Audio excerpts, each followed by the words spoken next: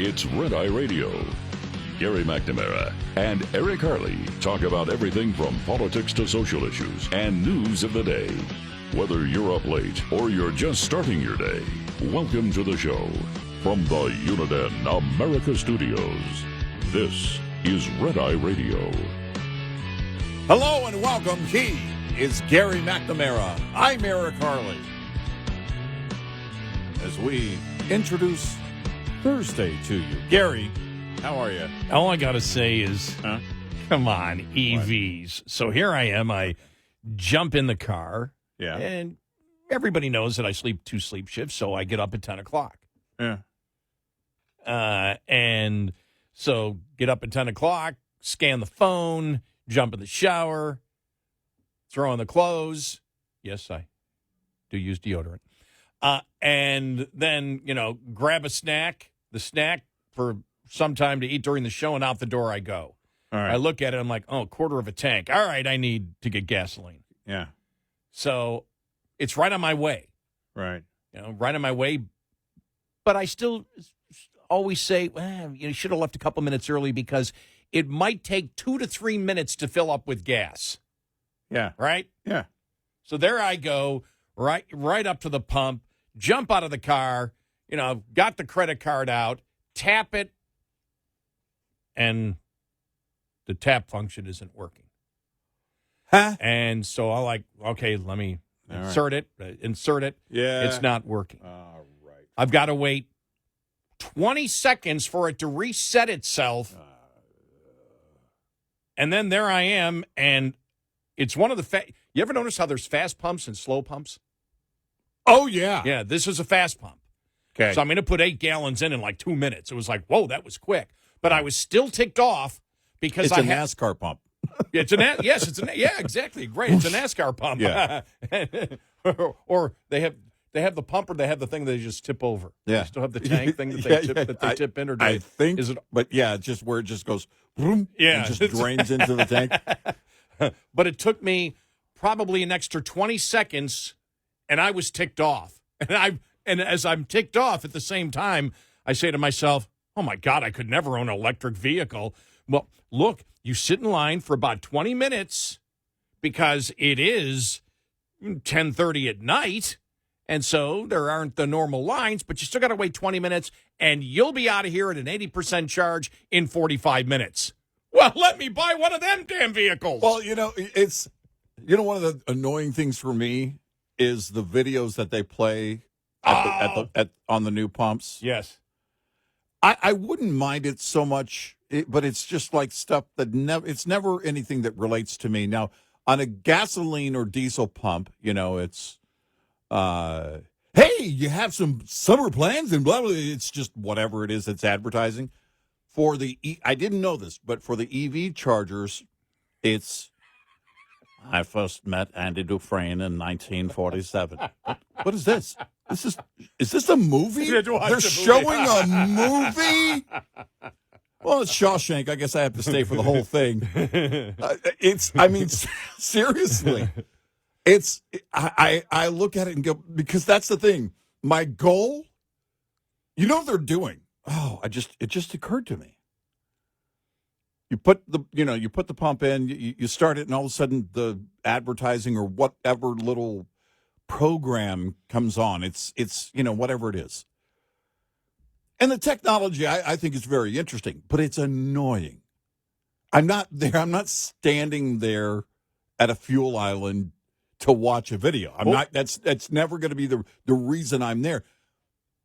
So I always bolt inside. I got to get out of here and go inside where I spend money, and the profit margin is much greater. They know what they're doing.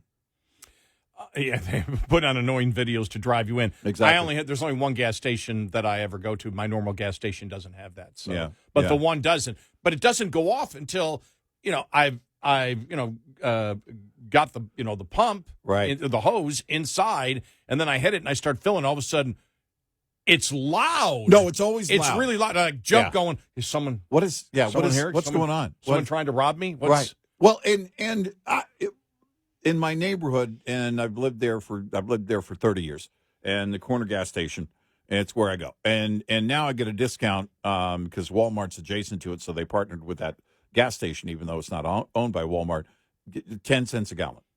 And it's like, oh, man, this is great, And my friend Ike, who I've known, from operating that thing for years, they upgraded. They got all new pumps. They got an all new canopy, the whole thing, man. It's a really nice store, which is good for the neighborhood. I love that, right?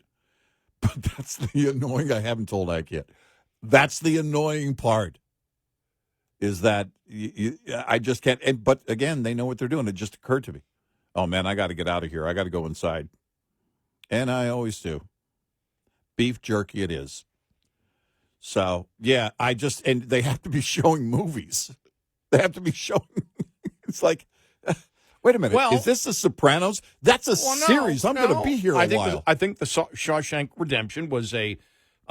You could create a perfect analogy with that with an electric vehicle. You got to get busy charging to get busy dying. No. I mean, you could throw that. You could throw that in there, but the time it took for Andy Dufresne to crawl a mile through the manure is about how long it'll take to, charge your electric vehicle. Yeah. and it may feel the same way. On the other end, it's raining and you've got your arms up. I'm fully charged. Yay. And then you die because you're in the body of the water and the car's in there too, and you get electrocuted. There's always something. But it was just that thought that, wow, because that's the kind of society we live in today. And if I'm that way at my age, I can't imagine somebody who was 30. Oh, man. I mean, it's like I'm driving. I don't have in my mind, of course, I have the 20 seconds, but you're so used, it's part of the culture. You go there, it's done, and you're on your way. You don't have to. And again, I've been through the whole thing where I actually worked at a gas station that was full service. Yeah. Yeah, I did too. During the gas crunch of 74. Yeah, mine wasn't during the gas crunch, but I worked at one, yeah. Oh, my. Yeah. when you see. Oh, those people were happy. When you see a half a mile of vehicles and it's like, I have to wash all these windows. Yeah. Because you have to wash the windows, check the oil, and do all that. And you've got to have, and it's like, I don't check anything. Just, they've been waiting for an hour and a half to fill up with gas. And I'm like, would you like me? I don't want you to do a damn thing. Just put the gas in and finish it. And don't have one drop on the side of the car. Right. I remember one time a guy throwing a fit. I need to talk to management because I pulled it out and just a drop of gasoline fell on his paint job, and he just no. You can't have that. So the gas station I worked at, full service, was in the same lot as, technically it was separated as a dealership, a massive dealership that sold Corvettes. And when they came in, and the owner would come out, Don, he would come out, lay the towel, because the Corvettes, at least the new year that this would have been 80, was that 84-ish, 83, 84. He would lay a towel, and the gas was on top of the back. It was on top, on the back. And so you would lay a towel down and then put the gas nozzle in. Not one drop. Not one drop. It's either the dealership that you're filling it up for, or someone who just spent way too much money on a Corvette. Either way, not one drop. Not one drop. Not one drop. And it was only one drop. Oh. It was one. And the guys, and that was the thing. There you're filling up the vehicle, and they get out. They got out of their car. Yeah. And then I think full service. This is in New York. I don't know when full service ended. I'm going to guess by 1980 it ended. Yeah. Did it end in Oregon yet? I know they were talking about it. I think they were talking about it. The gas station in my neighborhood used to have an island that was full service only, the full service island. Remember that? There was a full service for a while. If you had full service, you had a full service island, and there was a door directly out so that the clerk could come straight out that door on the side and go straight to that. It was right there, And I actually remember when they removed that island, that fuel island. It was only, I think, 2 pumps. Total of 4 nozzles, I think. So, yeah. Okay, here it is in 2023. I thought this happened in 2023. Mm-hmm. We see in 20 counties, self-service gas is allowed at all hours. Yeah. So, in 16 counties, gas stations can have no more than 50% of the fuel pumps available for self-service gas. Mm. Now, this was the bill. I don't know. Did it pass? Yeah, in 2023, the Oregon legislature passed 2 bills into law that changed the way Oregonians and visitors pump gas. Yeah. House bills allow for the option of self-service gasoline within Oregon. So, Yeah. but yeah, that was when I lived there. That was just freaky. Yeah. It was like, because you're in a hurry. That was the other thing too.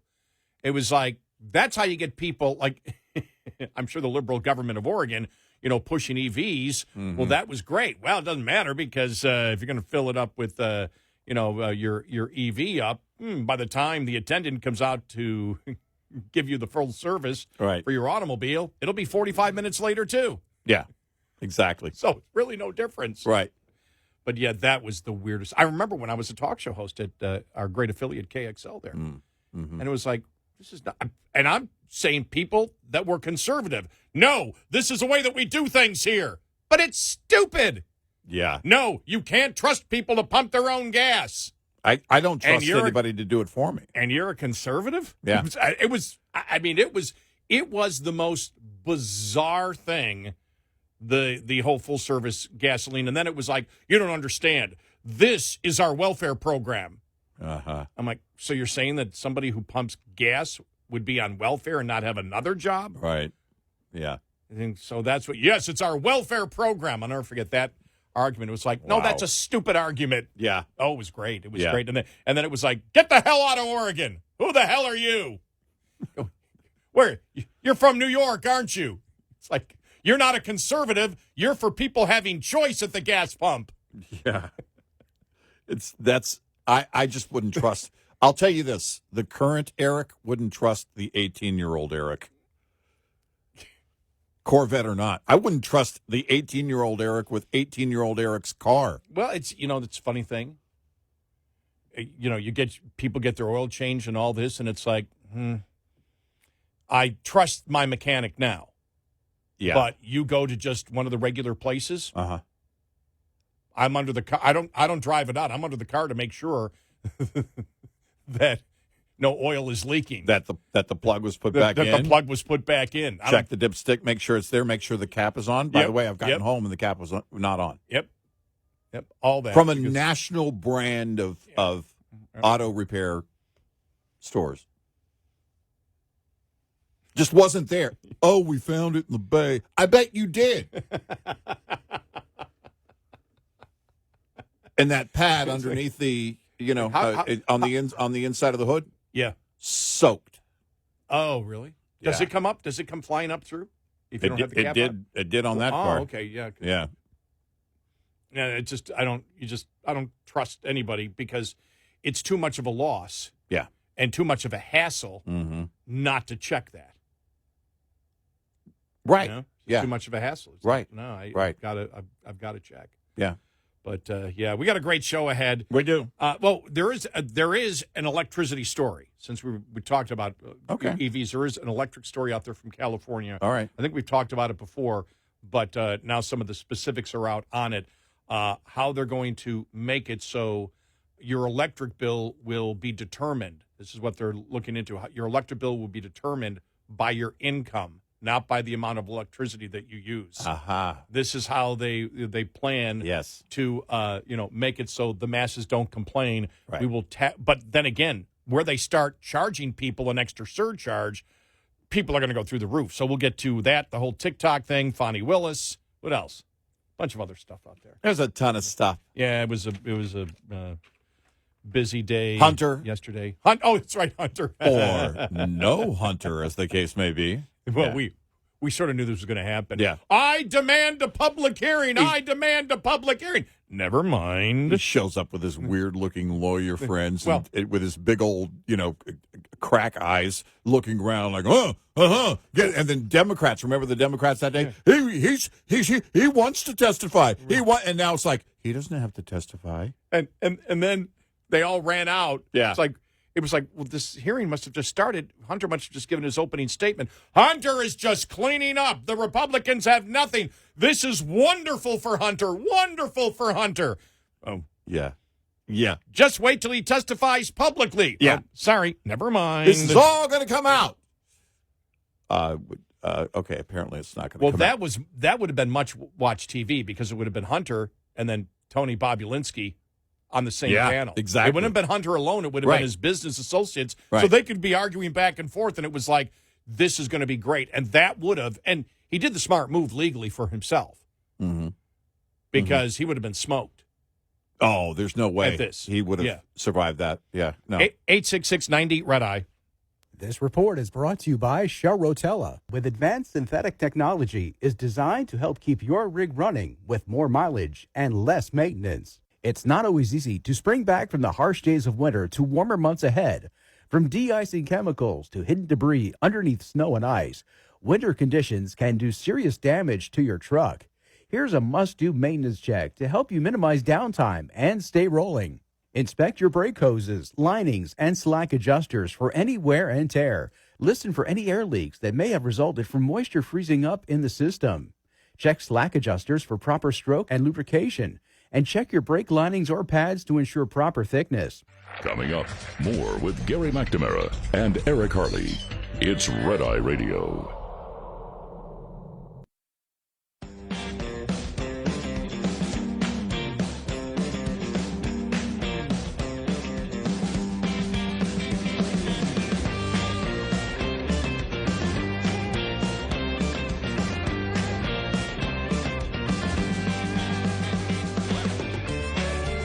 It's Red Eye Radio. He's Eric Harley, and I'm Gary McNamara. California braces for new electric plan. Here's a headline, Fox Business. Make more, pay more. The California Public Utilities Commission has until July 1st to impose the new rate structure. The three main utilities propose a tiered rate plan. Now, this would be based, there would be a surcharge based on your income. Yeah. Households earning $28,000 to $69,000 would be charged an extra $20 to $34 per month. No matter how much electricity you use, there would be a surcharge. Those earning $69,000 to $180,000 would pay $51 to $73 per month surcharge. By the way, some months in the winter, my electric bill doesn't even reach $70. Oh, yeah, right. Yeah.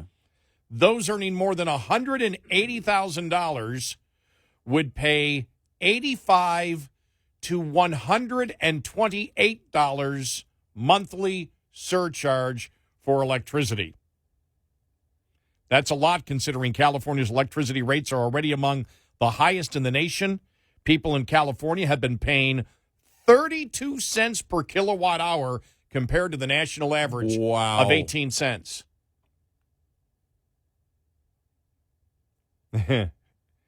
Wow. California residents have been paying $273 per month on average for electricity, or $3,276 per year. Last year, my highest electric bill, I think, and this is when we had the 110 degree, we had like a month of 110, 108, 109, 110, I think was about $380. $380. And then it goes all the way down probably sometimes to $60 during the wintertime. Right. When I'm not using a lot of electricity. And Right. The furnace really doesn't. I mean, the motor doesn't use a lot of electricity. The pool pump really isn't on much. And Right. the air conditioning only comes on, once every other day when it gets up to 80. Yeah.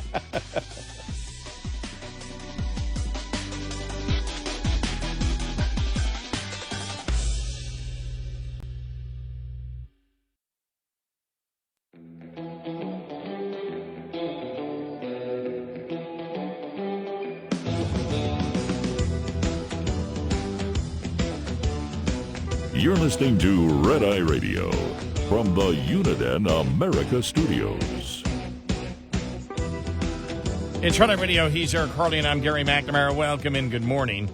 So, yeah, under this new plan of electricity in California, households earning $28,000 to $69,000 would be charged an extra $20 to $34 a month. Those earning $69,000 to $180,000 would pay $51 to $73 per month, no matter what electricity you use. Mm-hmm. This is an extra surcharge, and those earning more than $180,000 would pay $85 to $128 monthly surcharge. That's a lot, considering California's electricity rates are already some of the highest in the nation. As they say here, people living in California have been paying on average 32 cents per kilowatt hour compared to the national average of 18 cents. I just renewed for another 3 years. Went with the new, because electricity is deregulated here. Mm-hmm. I think mine was, I can't remember. It was under 18. Way under, Yeah, we're far under 18. Far under 18. But it was like, you think, and when I think about California, when I think about this and the number of people from California that have moved here, mm-hmm. You've moved here in the last couple of years. You think about it, how, and I don't think enough has been made of this, is you see what they're doing, for example, in California. Everything's going up. Prices are going up like crazy. Gasoline's out of control. They can't afford electricity. So what they're doing is putting a surcharge, on here. You come to Texas. I had, last year. Now, I know part of it's because I'm officially a senior, but a lot of it wasn't. It was just the property tax reduction, which probably was the property tax reduction itself, not the senior stuff, was probably a 17% reduction in property taxes. Mm-hmm. We're talking thousands of dollars. Mine was significant, yeah. That has never happened in any state that I've ever lived in my entire life. I have never seen a tax reduction like that. Right. Never. Right. Ever. And when you think about that, and that's why you and I have had a lot of discussions on where are we going to go now post-COVID, when companies know long-term that these states are going to do everything to make it impossible for them to make a profit. There's no doubt about it. Mm-hmm. When you see what happened in New York with James and with Trump, and then what was the other company that they just went after now? The company that they went after, saying, all right, you have projections, like companies will put out projections. Here's how much that we planned to cut our carbon output.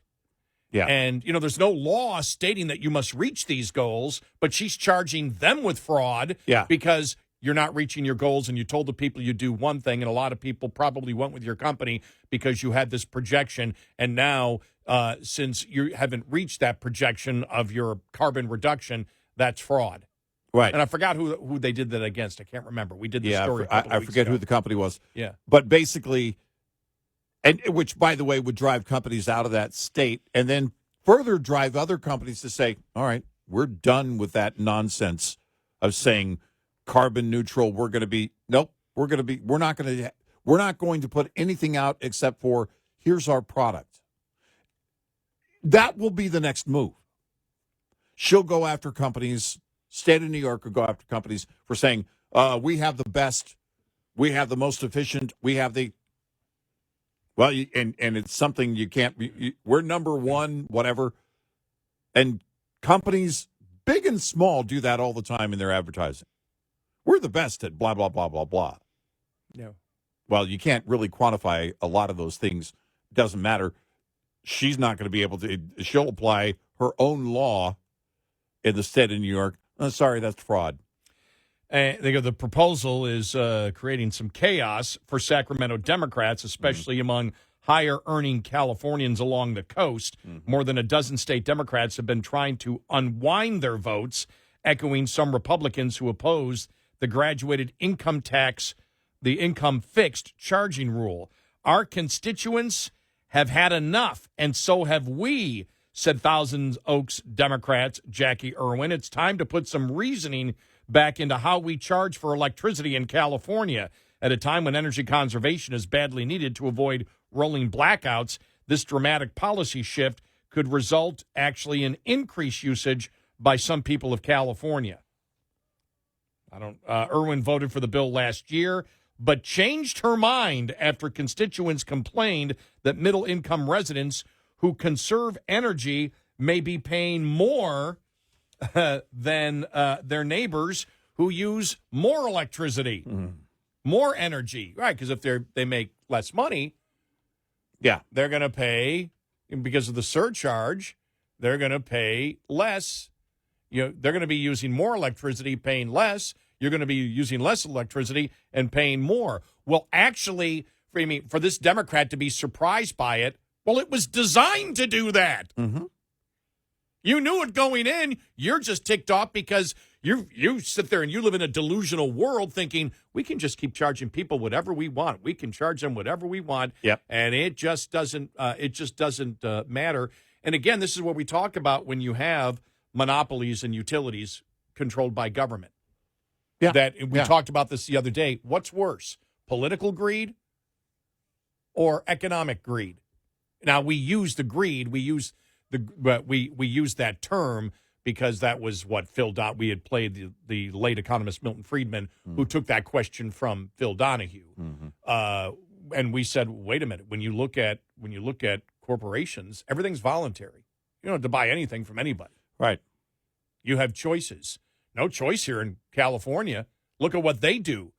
Look at this greed, because they're promoting the insanity that they can run everything by solar and wind. Right.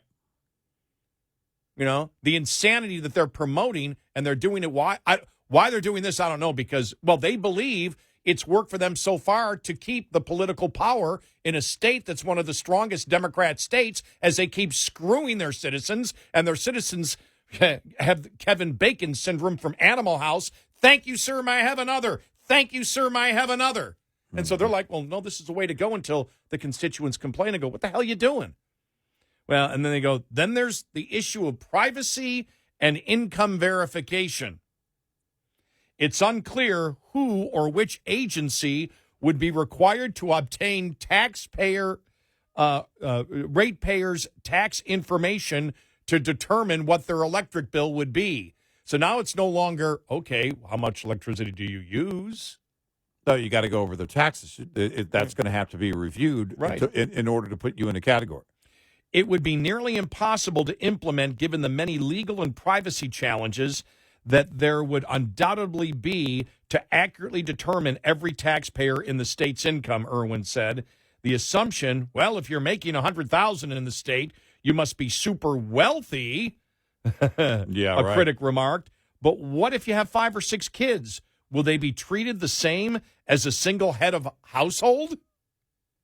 Wow. Right. Truck driver Dee Sova explains her decision to move her business out of California because of just the increase of cost of many of these things. Why did California entertain the bureaucratic nightmare? Many critics have blamed Newsom and his strict energy mandate that the state be carbon-free by 2035, along with Democrats' insistence that lawmakers fast-track the bill with no discussion at all. Right. I mean, you're making it impossible for people to live there. You really are making it impossible.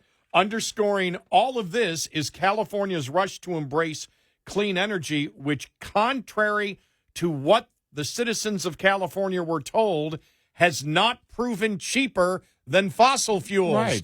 Hey, they lied to you, and you bought the lie. We told you it was a lie. Mm-hmm.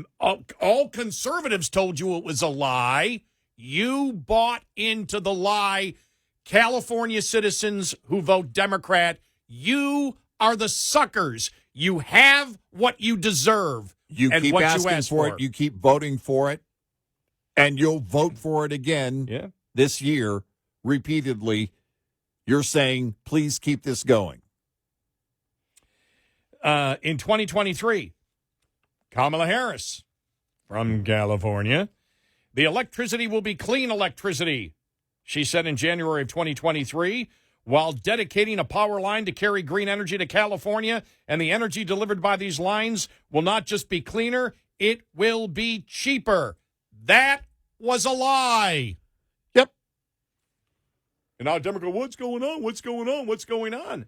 Well, the problem is they're looking and saying, okay, we need to start charging people more. We really can't get it from the rich.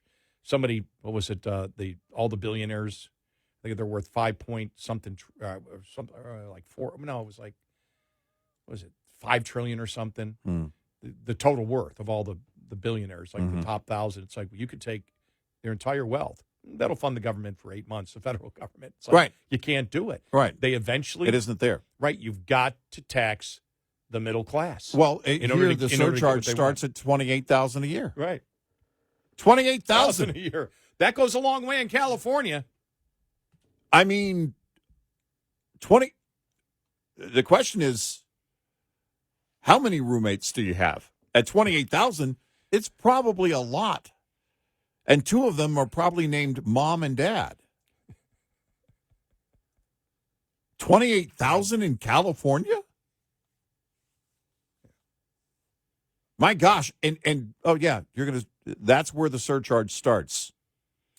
But again, Wow. What's happening in California is what's happening all across the nation. Mm-hmm. What is the Democrats' biggest enemy right now? Is it Republicans or is it reality? In this case, as in most cases right now, the Democrats' biggest enemy is reality. Their policies are now coming head on with reality. It really is a very blunt situation. There's no way to change it. You can't move it. You can't paint it differently. You can't disguise it. Reality is changing everything. You and I have been doing this for a while, and there were so many things that, remember the whole slippery slope thing? Mm-hmm. Wow. All that's gone. Abstract discussion is gone. If we do this, then eventually this will happen. No, everything right now is here. It's happening now. We're dealing with it now.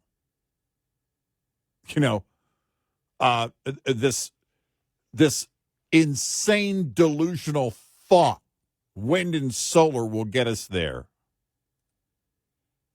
And then we said for years, the only way to get to that point on usage is not demand, but command. We command you to do it. We're going to have to outlaw behavior. You can't use anything else but this by law. And, yeah, it's still going to be very expensive, and it's not going to be reliable. By the way, if you're driving an EV this afternoon, please don't charge between the hours of 1 and 5 p.m. Remember that whole debacle. This is reality hitting over and over and over again, yet they still keep piling it on in a state like California. They won't stop because they are given a mandate by the voters. The majority of voters want this and have asked for this. And if you voted this way, you deserve it. This is a choice. Every bit of this is a choice. You wanted this if you voted for Democrats in California. No way around it. You're begging for more if you keep voting for Democrats in California. You're asking for, you might as well just hand everything over. Surcharges start at $28,000.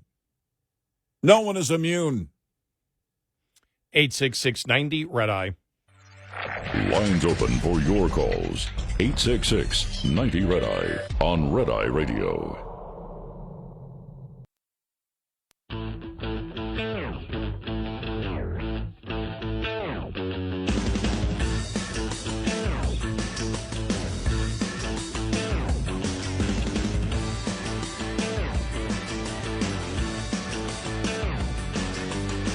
It's Red Eye Radio.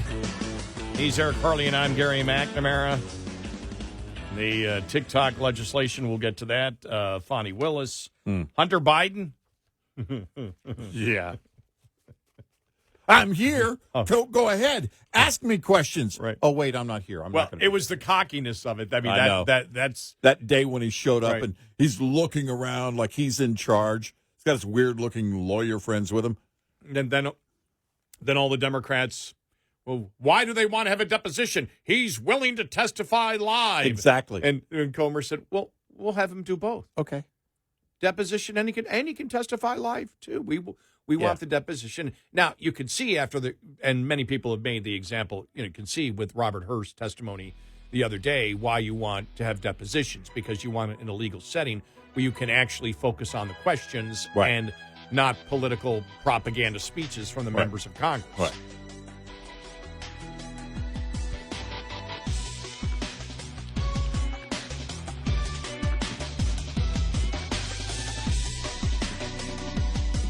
Top of the hour news is brought to you by House Products. Visit houseproducts.com. This is Red Eye Radio on Westwood One.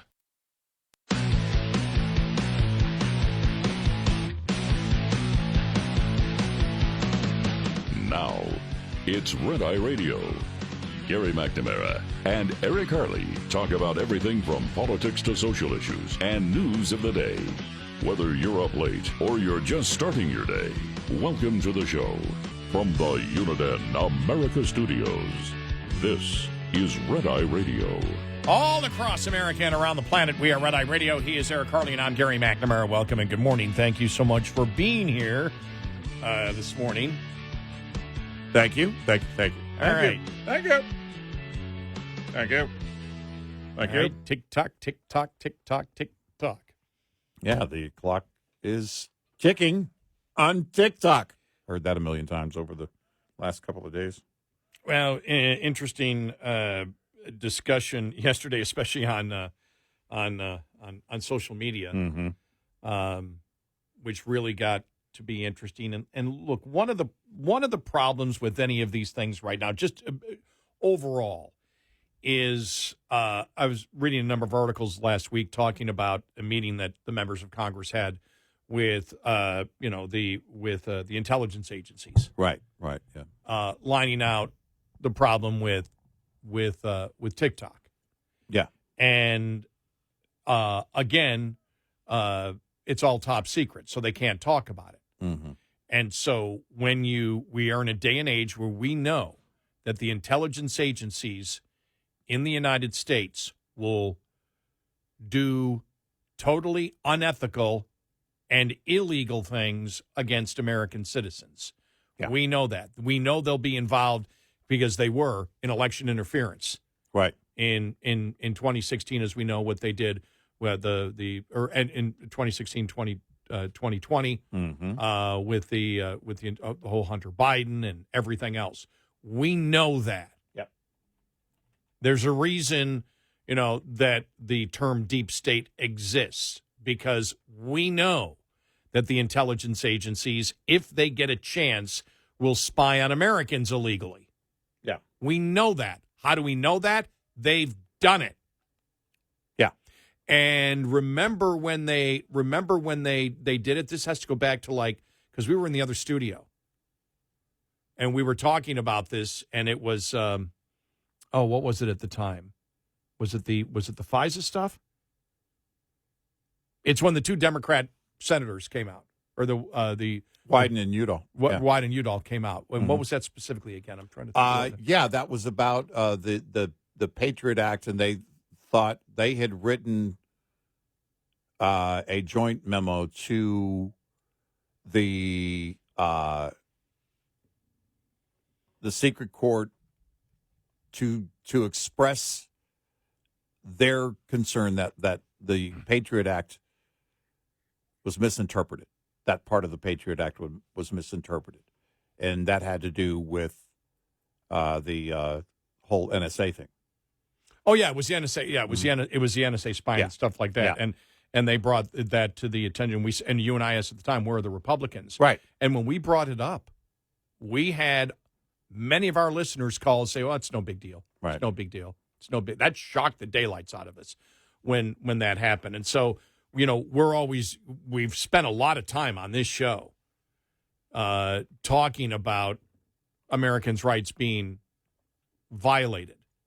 And most of the time, with not a lot of outrage from the people of America of the things that outrage us. Well, that NSA thing was really few things actually shocked me, but hearing that over and over, it's not a big deal. It's not a big deal. We need to be doing this. It's fine. It's perfectly safe. Then fast forward to the Russian hoax. Yeah. And then that stopped. That kind of talk stopped. So that's the problem. The problem with this, the umbrella problem with it is people don't trust the government. People don't trust the Biden administration, deep state, the deep state, the FBI. Well, the CIA, the former director of the CIA, Brennan, who voted for the Communist Party in 1976. Yeah, and so you look at it overall and you understand people's suspicion of what's going on. Now, the TikTok problem with the spyware has been around for a while. Yeah. And one of the problems with the whole TikTok situation is so many young people are on TikTok that the fear was if you ban it, you may lose an election because of it. Because kids are addicted to it. Oh, it's a big problem. I was thinking about this a couple of days ago. I thought, well, this could change the landscape. This could change the landscape for November 5th. Except it was massively bipartisan. Yes, but you're still going to run into, I think, I don't know that it's set in as reality yet. I guess the closer we get to it, the users of TikTok are then going to go, well, wait a minute. Now, that's the thing, is that if you look at this move here, if it's not seamless for the end user, I mean, when you were talking earlier about having to wait 20 seconds at the gas pump, TikTok going down for, a month while they find a new owner, there will be people rioting in the streets. It's going to be, maybe not literally, but they'll be angry. Yeah. I was reading Jeffrey Blahar's column in National Review, who's had quite a few articles on this. Yeah. And he was against the Senate bill that came out, last year or whatever. He said, I was against the Senate bill, and he said, but then I turned to the real issue of how repulsive the Restrict Act itself was. This is the former Senate bill, a sweepingly overbroad and alarmingly drafted mess that honestly read, with its vaguely generalized authorizations and ill-defined terminology, like a paranoiac's fever dream come true.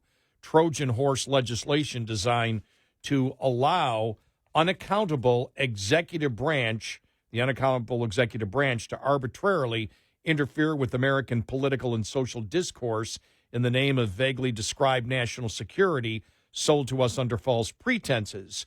No matter how serious the threat posed by TikTok, and it is a grave one, as ably summarized by the editors earlier this week, I argued that it was not worth yielding such dangerous powers to the executive branch in what felt like an obvious invitation to governmental abuse.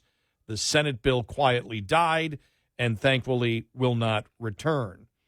And so he said, I mentioned that because this afternoon in an overwhelmingly 352 to 65 vote, the House of Representatives passed the new bill, which he is for.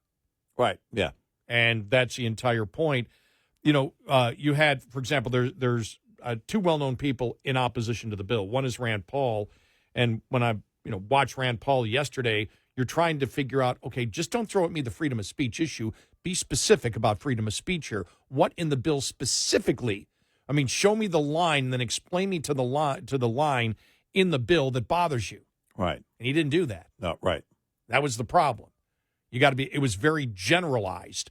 And I'm like, well, okay, but because this TikTok bill would basically say you've got 6 months to divest, to sell it. Right. To an American company. Yeah.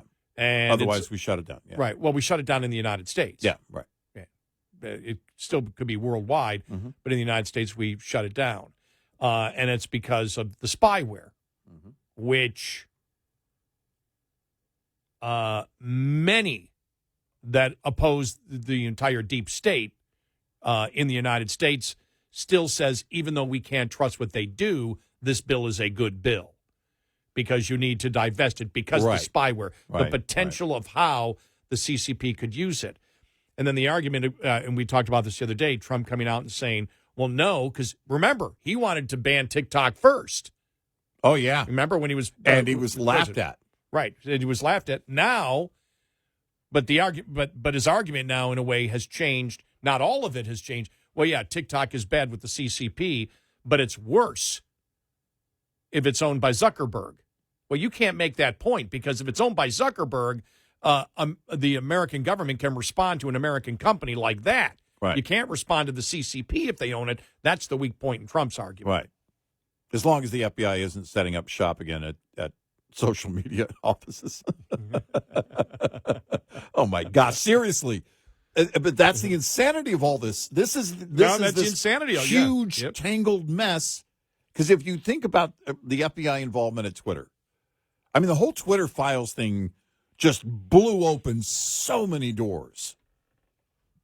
And then, of course, at that same time, Zuckerberg on Rogan, well, yeah, the FBI came to us on the whole, laptop thing, something's coming down. And, so they were involved. I mean, we still, by the way, I want to see the Facebook files. Well, no, but you can make the argument.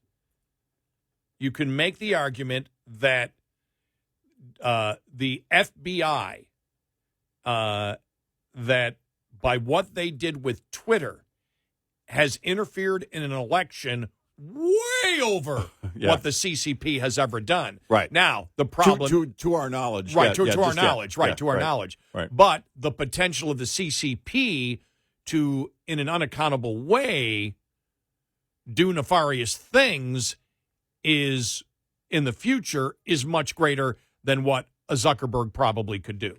Well, and I'll say this. We're going to just look at the pros and cons. Xi Jinping is the only single person who was able to get the poop off the streets in San Francisco. Tell me where I'm wrong.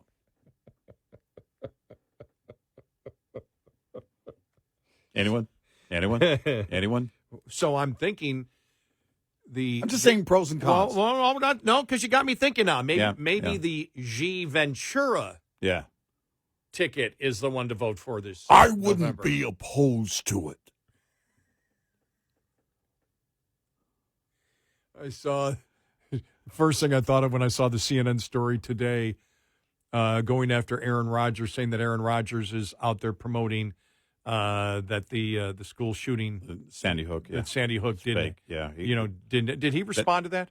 I haven't seen a response from him. Right. That's but I went. That's being alleged against him. Yeah, and I went. Oh, he's favoring Jesse too. Then they're favoring Jesse. That's the first thing I thought. Right. They want to see that. They want to see that vice presidential debate too. Mm-hmm. Yeah, exactly. But that's the problem. This is the problem you have when your government lies to you. Yeah. When your government interferes in an election. Right. You don't know who the hell to trust. You don't know. And this is my problem with this whole thing, too. On its merits, the bill as it is in the House. Okay. Yeah. But then what? Because I'm thinking, all right, China's going to want to, because I'm already assuming they're mining data. Spyware is there for a reason. Hello. I mean, they're taking all that. They're looking at behavior, of individuals, conversations that can be had. Your phone listens to you. Whether you've got the speaker or the microphone activated to look something up or not, it's actively listening to you. Television, same thing. I have a remote control that you can push a button. You have to push a button to activate it, or do you? And then you can tell it to look up a movie, and it will find the movie. These are the things that that we're already dealing with And then you introduce, all right, the communists now have the spyware on this app that everybody is using. Everybody is using it. I don't have it. Everybody is using it. And they say if you've watched one video, which takes you to the website, if you click on something and it links to it. And by the way, those videos are embedded in media stories all the time. I know. And you see it. And then if you click on it and it goes to the website, they're saying, okay, boom, spyware's there. So I don't know. Again, I'm not a tech geek. I couldn't tell you to what extent, what the problem would be. You know, there's a general distrust in terms of the devices and what they're doing, our devices anyway. And now you introduce a communist China with spyware based on this and under the guise of, oh, look, it's a cute little dance video or a kitten video or something. And then all of a sudden, you know, everybody is using it and they're listening to conversations in households across America. That is a problem and will always be a problem. It's the other problem is, what do I trust on our side in terms of enforcement, how the law is written, the language of the law, and what it gives the government power to do. And when you have a government and an administration and a president that has lied to the American people about Afghanistan, that has lied to the American people to the point of complete gaslighting on the border, that the border is secure. Who the hell, what kind of president would allow that to happen at the border when we all know they could stop it? Right. When you have a president whose family has been enriched with entities tied to the CCP, right, then who the hell can you trust? Right. That's the problem. This is the problem. When you have the president of the United States working against the best interest of the people of the United States, then I understand why people look at this and say, sorry. Well, remember, why should I trust the CCP? Has not yet, the Chinese Communist Party has not done yet what the president of the United States has done to damage this country. Right. Well, remember by the way, I want to make this clear. I'm just saying that's what goes through people's minds. It goes through all of our minds.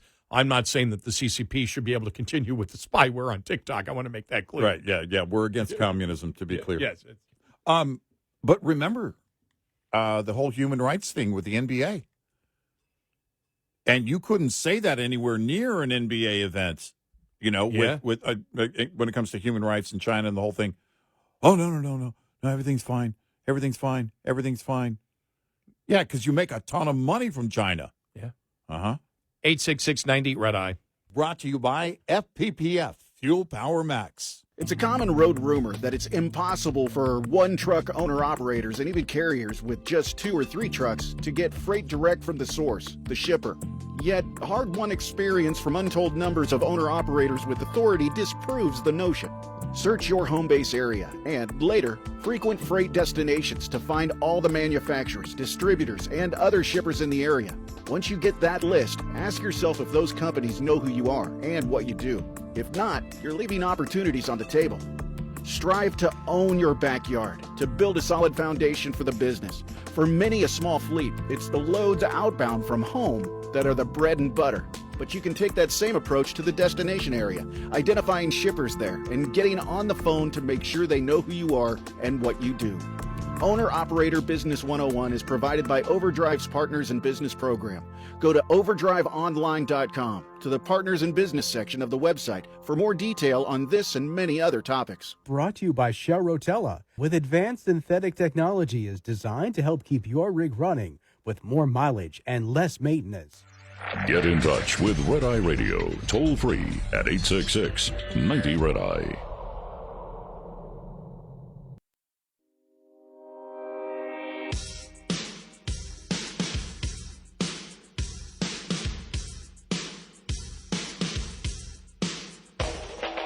It's Red Eye Radio. He's Eric Carly, and I'm Gary McNamara. So you have to ask yourself, I mean, how do you get anything done in a free society when the public does not trust the government?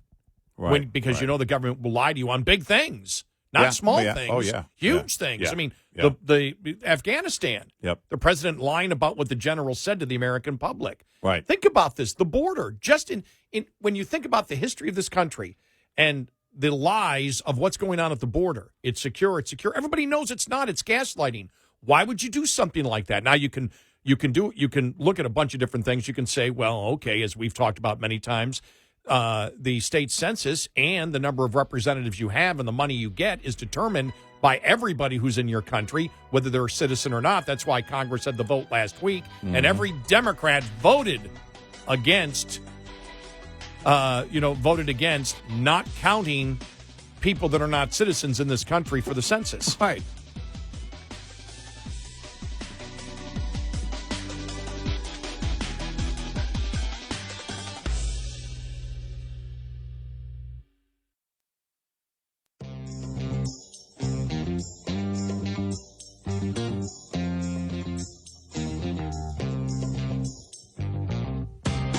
Bringing on the chaos.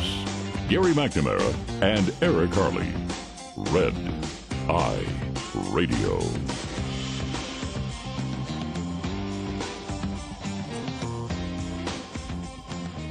It's Red Eye Radio. He's Eric Harley, and I'm Gary McNamara. I want to make sure I clarified we had limited time. But when people look and say, all right, we have a government that's lying to us about what's going on at the border. Why are they lying? Right. And you could look at it and say, okay, one of the things, and there's been a lot of discussion on it, we've talked about it many times before, is that they want illegal immigration because it boosts the census. It boosts the census as a total number of people that are counted, and the total number of people that are counted, even if they're not American citizens, will help determine how many members of Congress come from your state, how many districts you have, and also how money is appropriated to the state, but it's not based on citizens. Well, you ask yourself, well, who would want that? Every single Democrat would want that because every single Democrat voted not to stop that last week. Right. And you say, why? Why are people attempting, why is the president attempting to destroy the United States of America? Why is he attempting to weaken the United States of America? Right. What is in somebody's mind who, remember, and that's why playing all the audio cuts of a Biden from just 15 years ago. Mm-hmm.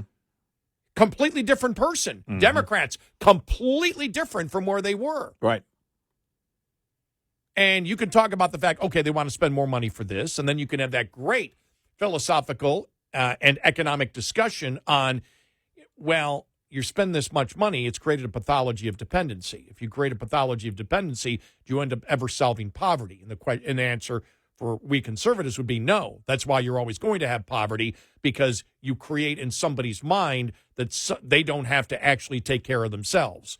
And so that's a philosophical and also economic argument. But what is a philosophical and economic argument for open borders? Right. None of it makes sense. Right. Doesn't make sense to the average American. So when you look at that, and then the government comes in and says, we're going to protect you from TikTok, well, it's not surprising that people turn and give you the finger on it and go, no, you're not. Right. Because you don't care about the United States. Why would anybody, even if you believe, even if it could be proven that if the United States doesn't go all alternative energy, that in 1,000 years we may be gone. Well, still, if that was the case, and that's not the case, but still, if that was the case, you would still look at it and say, yeah, but we can't starve people today. We can't make it. We can't. The transition has to be different. Right. We can't destroy the quality of life that people have. We would have to have some type of transition. But now that we know, and we talked the other day about the Norway study showing that, electric vehicles are dirtier. Even carbon-wise, electric vehicles are dirtier. Right. Yet you continue on a narrative that doesn't solve the problem. And we talked about when Biden became president. First thing he did, get rid of the Keystone Pipeline. Yeah. Right. Yeah. And then the members of his own cabinet came out and said, well, no, that's the wrong decision. because the pipeline is better than trucks. And by our own definition of the whole climate hysteria, Even the climate czar, John Right. Kerry, said it. right, it's not the right thing to do. And it didn't matter whether it worked or not. You just you destroy tens of thousands of union jobs. You just get rid of them. Well, Yeah. why would you do it? Because we wish to fit a narrative, but the narrative doesn't work. It Right. doesn't matter if the narrative works. Well, what type of person would do that? And if that person would do that, then how could you trust them in anything across the board? How can I believe him or his administration on anything when it's been proven they have worked against the best interest of the people of the United States, which is worked against the Constitution of the United States? When they come out against freedom of speech, when they come out against freedom of religion, when they come out against the Second Amendment to the United States, when they come out against the Fourth Amendment, when they come out against the separation of powers, when they sit there and and want the Supreme Court, they want the judges to make law. Well, you want fascism? That's fascism. Right. We put a judge that's appointed in there to make a law, not interpret the law from the legislature. Look, we've been doing this a long time. And so we know the things that has happened, especially, and the most of it been done, most of the negative stuff is from people that call themselves liberal. And then we see what the liberals have done and how they've completely reversed where they stood on so many issues that were almost, you look at it, almost stamped in the Bible, their own Bible of this is what they believe, freedom of speech and freedom of religion and all that stuff. Right. And now it's like they just throw that all out the window.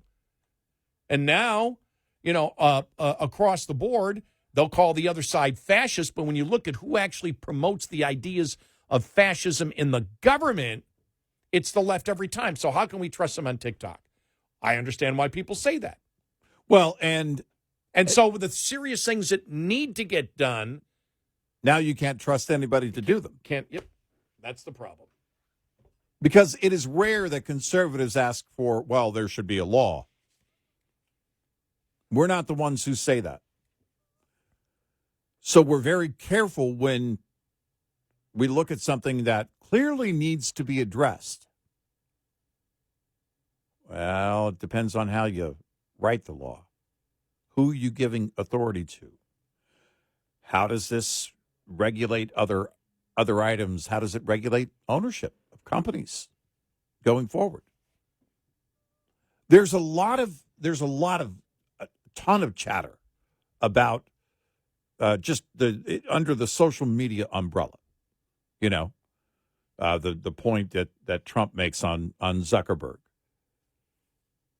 We can all look at the behavior of those American owners of social media up to this point and go, yeah, that's a problem. But then the question is, all right, do they have spyware in order to that they're taking that information, whatever data mining they're doing, and giving that information to foreign countries? By the way, that's actually a serious question. Do they? There's, because we look at China, and China, this situation has to be dealt with. This went from conspiracy theory to now you've got a bipartisan effort in the House. Oh, wait a minute. I mean, it created history. I think it was earlier this week or this weekend when you had Democrat Mark Warner actually utter the words, Trump was right. Yes, exactly. Yeah, no, that's a great point. We forgot to touch on that, but that's when Mark Warner's saying that. By the way, I was in my truck brand new truck when I heard that. I almost swerved off the road. What? That Mark Warner? And we're at that point now where the debate about it being a conspiracy theory is over. That's gone. The question is, how do we control China? And something needs to be done about China. And I talked about the tariffs on China and intellectual property rights and everything else, because I think there's a lot going on there. I think there's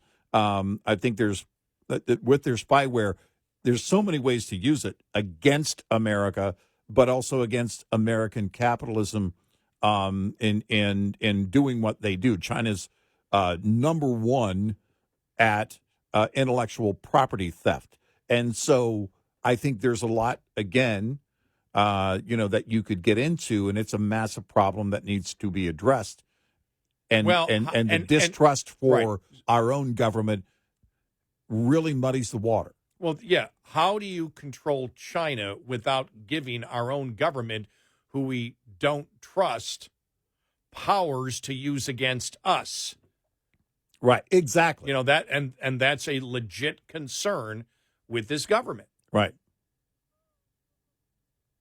They're equal concerns. I mean, they're equally great. I mean, communist China taking over or communist Democrats taking over. It's not the people, it's the ideology that they adhere to. Exactly. And, because that kind of leverage long term, and then we hear what, inevitably, this is our interpretation of the law. Even if it's an incorrect interpretation, they come in and, an executive branch says, well, our interpretation of the law is this, the whole Title IX thing with the Obama administration. This is our interpretation of Title IX. They're still using that. So, yeah, boys can play in girls' sports and go in the locker room with them. Right, well, no, but that's a perfect example. We've always used that as an example to say, forget about whether you believe you should be sympathetic towards somebody who is a biological male, who believes they're a biological female. Right. Because I believe there are people that actually believe that. Now, how it came to be, whether it's physiological, whether it's a combination of physiological, the physiological makeup of that person and culture, that's for sociologists to determine. Right. But the fact is, you don't become a biological male. And by taking that step and saying that you, who are a biological male, becomes a biological female, therefore you should be able to compete against women.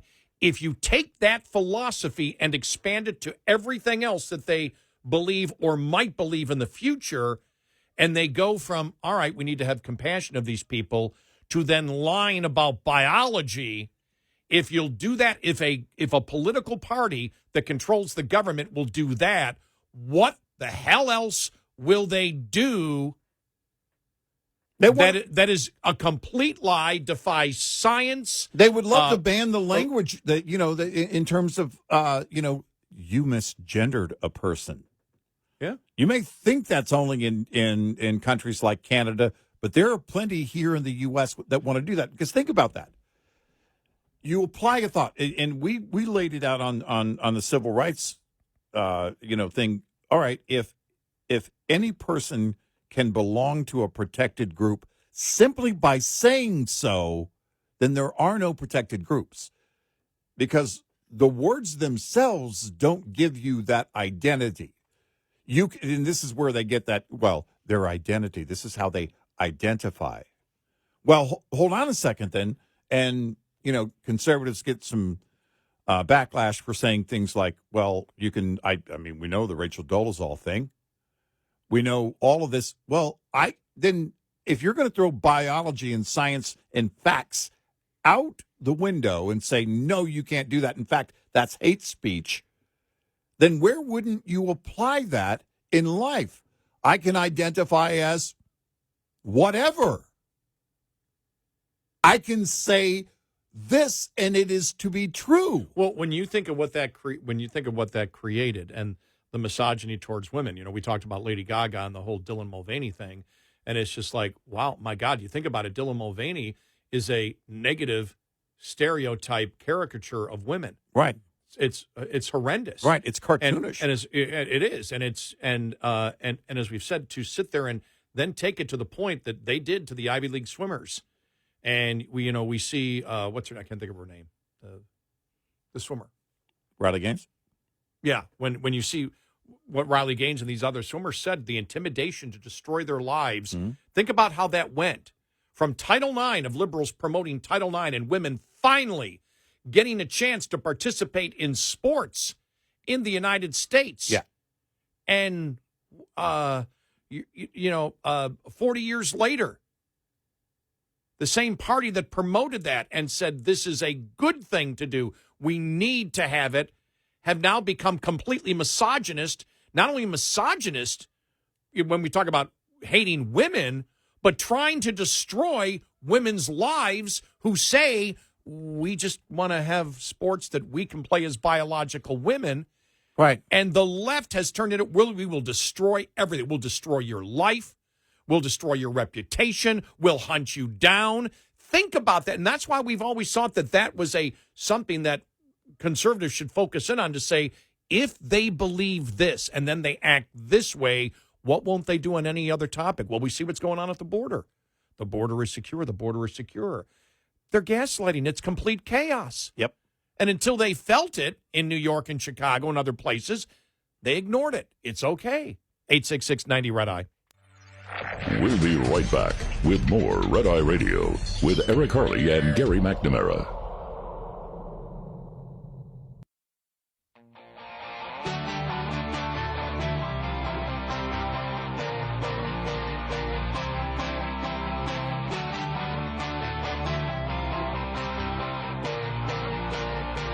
It's Red Eye Radio. He's Eric Harley, and I'm Gary McNamara. All right. Hunter Biden will be a no-show, apparently. Here's the thing. Apparently, he's using the fifth. He's taking the fifth.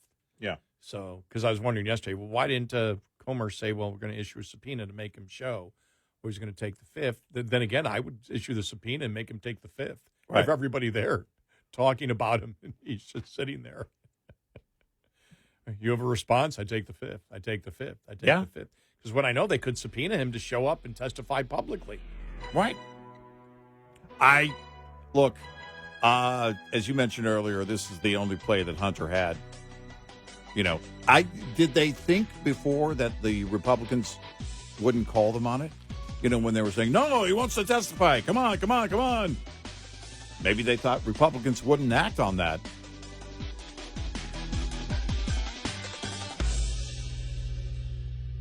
This is Red Eye Radio on Westwood One.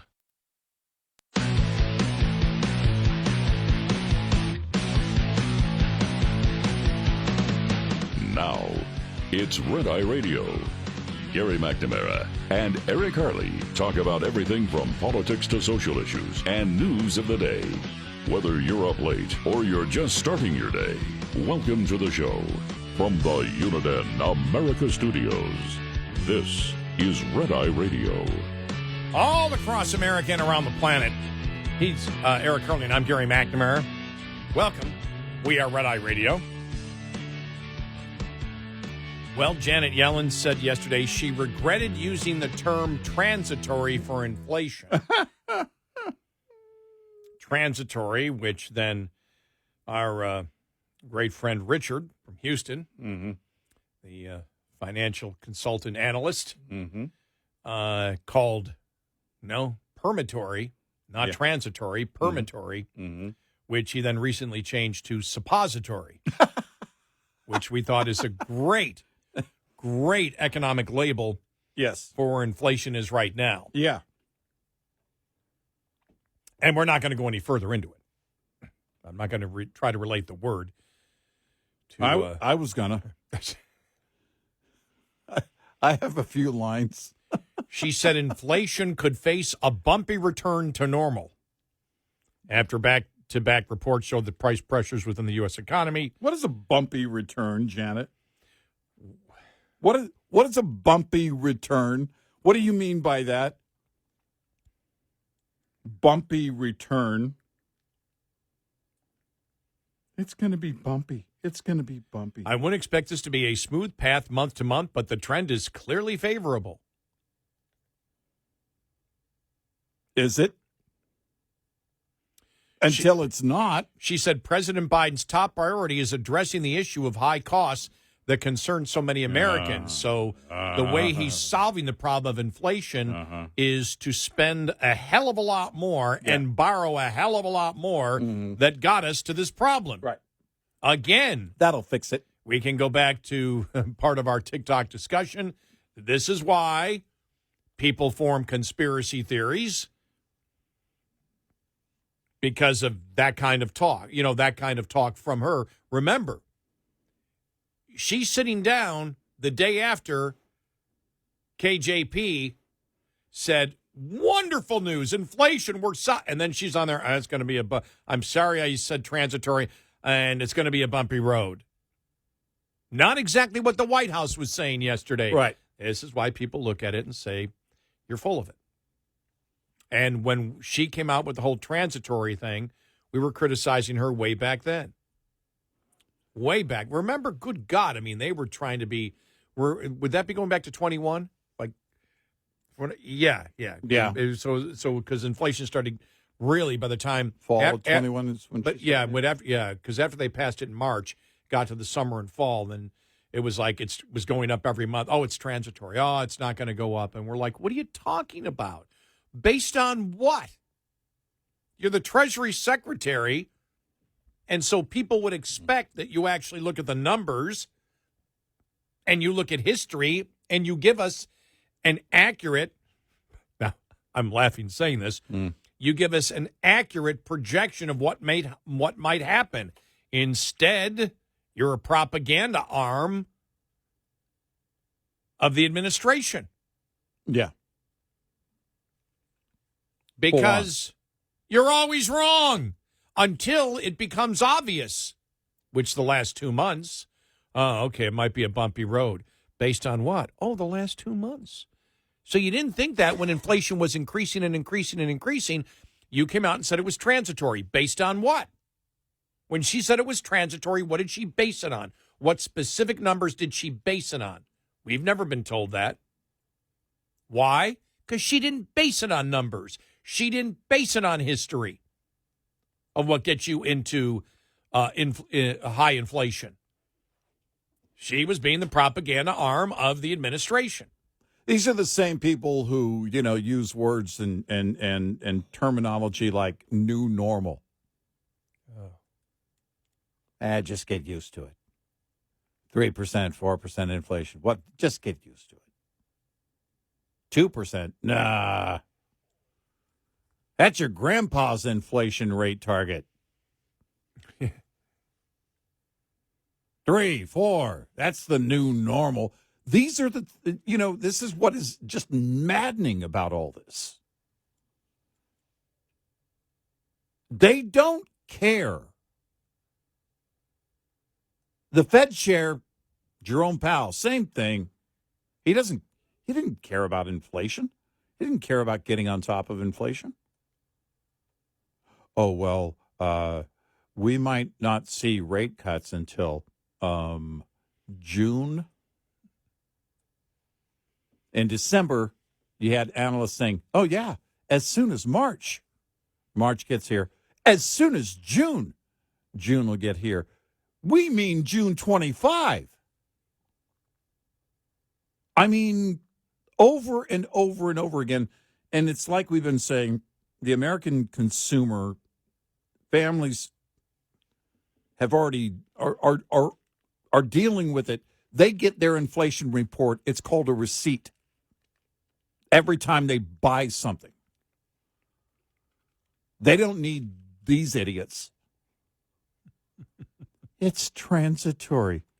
Hey, Janet, why don't you go stand in the checkout line there at the grocery store and just tell everybody it's transitory. Just keep saying that word.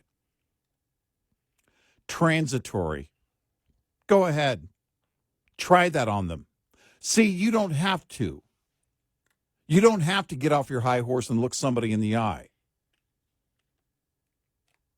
You never do. And years later, I regret using transitory. Wow. 2.5 years later. Yeah. It's crazy. Yeah. This fall it'll be 3 full years. Well, as we said, it's not that hard to understand because the two idiots overnight questioned that severely back when she said it. Right. Well, because number one. And so did a lot of other people. Number one, you can't say, you could never say, listen, we believe the trend is going to, that the spike in inflation is not going to last long But you could say, because when you use words like transitory, you're being dismissive. And that's the point. Again, you're bringing out your government data and showing it to somebody who just paid, way overpaid for stuff at the grocery store, just checked out and is wondering how they're going to make their car payment. Keep trying that. That arrogance flies in the face of reality. And so when she said I wouldn't expect this to be a smooth path month to month, well, is it finally getting to her? Look, you've been wrong so often. Yeah. Maybe it's time you tell the truth a little bit, or you just have lost so much credibility where I might as well start telling the truth. I can't BS anymore. Stop talking, maybe. Yeah. Those are the things. Look, how about you just say, we're watching inflation, we're concerned about inflation, blah, blah, blah, blah, which, by the way, would also be false because it's the spending that got us here, as you mentioned. We knew it because it was obvious because of the amount of money that the government pumped in, which was unprecedented. We've seen it happen before. The amount of money and people weren't working and they were flush with money, and this money was borrowed. Well, everybody was like, "Well, you can't say it." I mean, what does transitory mean? Well, it's temporary. Well, what isn't? Right. What isn't temporary? We're temporary. By the way, Red Eye Radio is temporary. We will not be here in 1,000 years. Yeah. We hate to break the news to you. We've almost been here 1,000 years, but we're getting close. But we don't know if we're going to be here 1,000 years from now. Yeah. Why? Because Red Eye is transitory. That's right. Or temporary, whatever. This 1,000 years has been very exhausting. We've had enough. That's the arrogance of someone like Janet Yellen. I don't expect them to care because they're part of the problem. They're part of the cause. But then you come out with those statements, and you're being dismissive, just like they did every time there was an inflation report, and then Biden is dismissive at State of the Union. You're getting less Snickers. Well, sorry. We know how it works. We know why the packages are smaller for the same price. We know. Because here's the thing. It's not like we just jumped into the whole shrinkflation thing. How did it happen? Well, prices went up to the point that the market would bear. And when that price point threshold was reached, then the the companies said, we've got to do something. We can't keep raising the prices because they won't pay for it. Well, then we're going to have to bring the size of the of the package down, and that's just going to have to be it. As the consumer, on the consumer side, we watched it every time we bought those items. Prices going up, up, up, up, and then we started to notice, oh, okay, now I'm getting less for the same price I used to, because I went in yesterday or a couple days ago, allergy medications, a store brand allergy medication. And it was unreal how much it had just skyrocketed. It's the larger bottle of it was like over $250 more. Wow. I mean, it was the cheap brand. And I just thought to myself, man, but we train ourselves to do that. I mean, we're watching prices throughout inflation, and then we start seeing that, okay, yeah, they're pulling back on what they're offering for the same price. Well, the reason they do that is because that price point threshold was reached. We as consumers started pulling back on certain things and saying, okay, well, then basically that's the negotiation, right? Companies say, okay, well, would you buy this amount for that same price? And that's where it comes in. Right. I mean, that's the only choice that you have. As we've said, the administration tried to try to get Americans to believe that shrinkflation was different than inflation. And who was it who said, well, inflation is coming down, but shrinkflation is increasing. It was Andy Card from the Bush administration. Mm-hmm. So, Yeah. what the hell are you talking about? It's the same thing. Inflation's coming down, but shrinkflation. Stop parroting the Democrats' talking points. It's the same thing. Right. And by the way, you're always getting less for more, whether it's inflation or shrinkflation. Mm-hmm. There's no difference. By the way, here we are, a week after the State of the Union address. The president couldn't sell it. You notice they're not out there doing shrinkflation anymore and blaming corporate greed. That's a great point. That didn't work. They would typically, especially in a campaign season, they would take it on the road. That was kind of the big launch for it, and then you take it on the road, and it went nowhere. And he was on it for a month before too. Yeah, well, but that was kind of the opening of, okay, this is going to be our thing for the campaign season on the broad scale, and it fell flat, and it fell flat for the reasons I just mentioned, and that is we know we've been paying for it, we watch it, we're trained to see it, we are watching every penny, and we know that's part of the negotiation with manufacturers is, okay, we know you're not going to pay more for it, so would you buy less for the same amount of money? That's the only thing you can do. They were looking at price points for at every step along the way, and then watching the behavior changes. Some behavior didn't change right away. Well, that's back when people had money in savings after building that savings during COVID.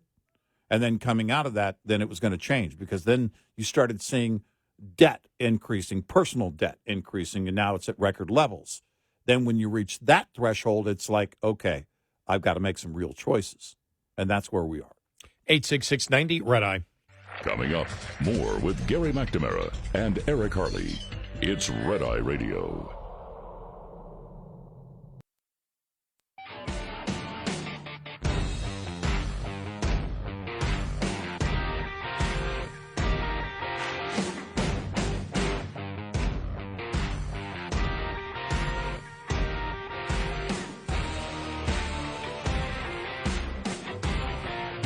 It's Red Eye Radio. He's Eric Harley. I'm Gary McNamara. Fascinating, the polls post the State of the Union address. Biden not helped at all. Yeah. Fascinating op-ed piece I read yesterday in Roll Call that we'll get to following the bottom of the hour because it talks about the whole anger thing. And I will admit, I was wrong. I thought there would be a little bit of a bump. I really did because there always is. And we'll talk more about that. But got to get to this story. Won't spend a lot of time on it. But this happening here in Texas. More than 80 music artists and multiple panelists have canceled appearances at South by Southwest Festival over the U.S. Army sponsorship of the event. But it isn't technically because of the U.S. Army's sponsorship of the event. It's because they're pulling out in protest of the U.S. military support for Israel in the ongoing Israeli-Hamas war. Oh. Because, come on, if you're going to be a panelist at South by Southwest or one of the musical artists, you're going to have some of them, not all, I want to make this clear, not all, but some of them who are pro-terrorist. Yeah. That's the in thing now for the left. Mm-hmm. Be pro-Hamas. Yeah. Be pro-terrorism. Be pro-murder. Right. And doggone it, if you're not pro-murder, if you're not pro-rape murder, yep. If you're not for slaughtering innocent men, women, and children, then doggone it, we're not going to play in Texas. Right. Governor Abbott's response, bye, don't come back. See ya. See ya. It was done in solidarity with the people. Now, this is upsetting to many people here. Now, Eric, try not to be too sad. Okay. It is done in solidarity with the people of Palestine and to highlight the unacceptable deep links the festival has to weapons companies and the U.S. military, who at this very moment are enabling a genocide and famine against a trapped population, said Ireland-based rap group Kneecap in a statement on X. Are you kidding me? Kneecap's not going to be there? Kneecap's not going to be there.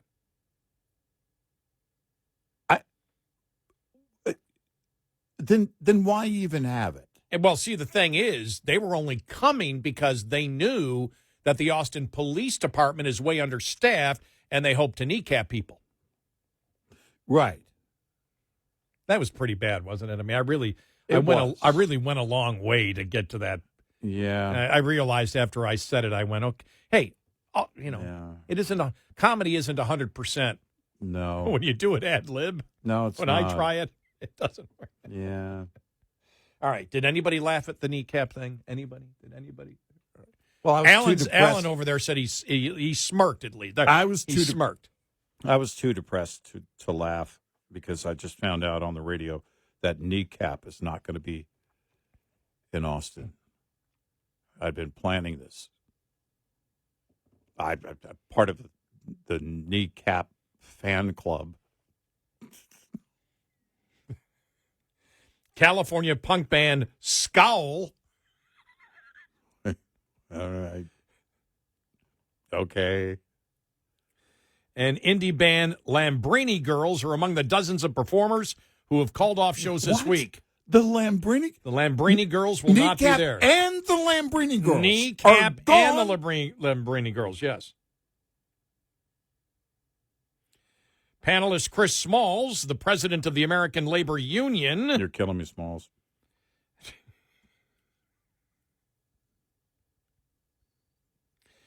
Princeton University professor Ruha Benjamin and others also canceled their appearances. Many groups issued statements. Pro Hamas statements. Yeah. So there you go. Well, I guess my plans have changed. Abbott's office said, "We are proud of the U.S. military in Texas. If you don't like it, don't come here. Yep.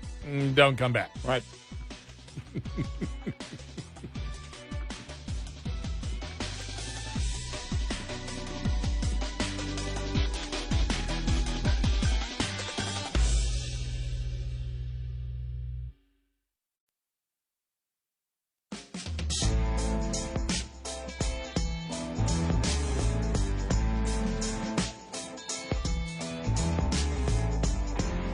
You're listening to Red Eye Radio from the Uniden America Studios. It's Red Eye Radio. He's Eric Carly, and I'm Gary McNamara. All right, 2 reasons I'm depressed. All right, number 1. Yeah. Kneecap? Got close to it. I couldn't hit golf balls yesterday. Oh. What happened? I was all excited and woke up and, God, I hate this. This is the one bad thing about getting old. When you minorly hurt yourself sleeping. Oh, yeah, I've done that. And so I had just a minor tear in my meniscus and was told stay off it really 4 to 6 weeks. Well, St. Patrick's Day will be 17 weeks that I've been, and I just said I'm going to take as much time. It's wintertime, even though wintertime is more golf time than summertime. I said I need to rest it.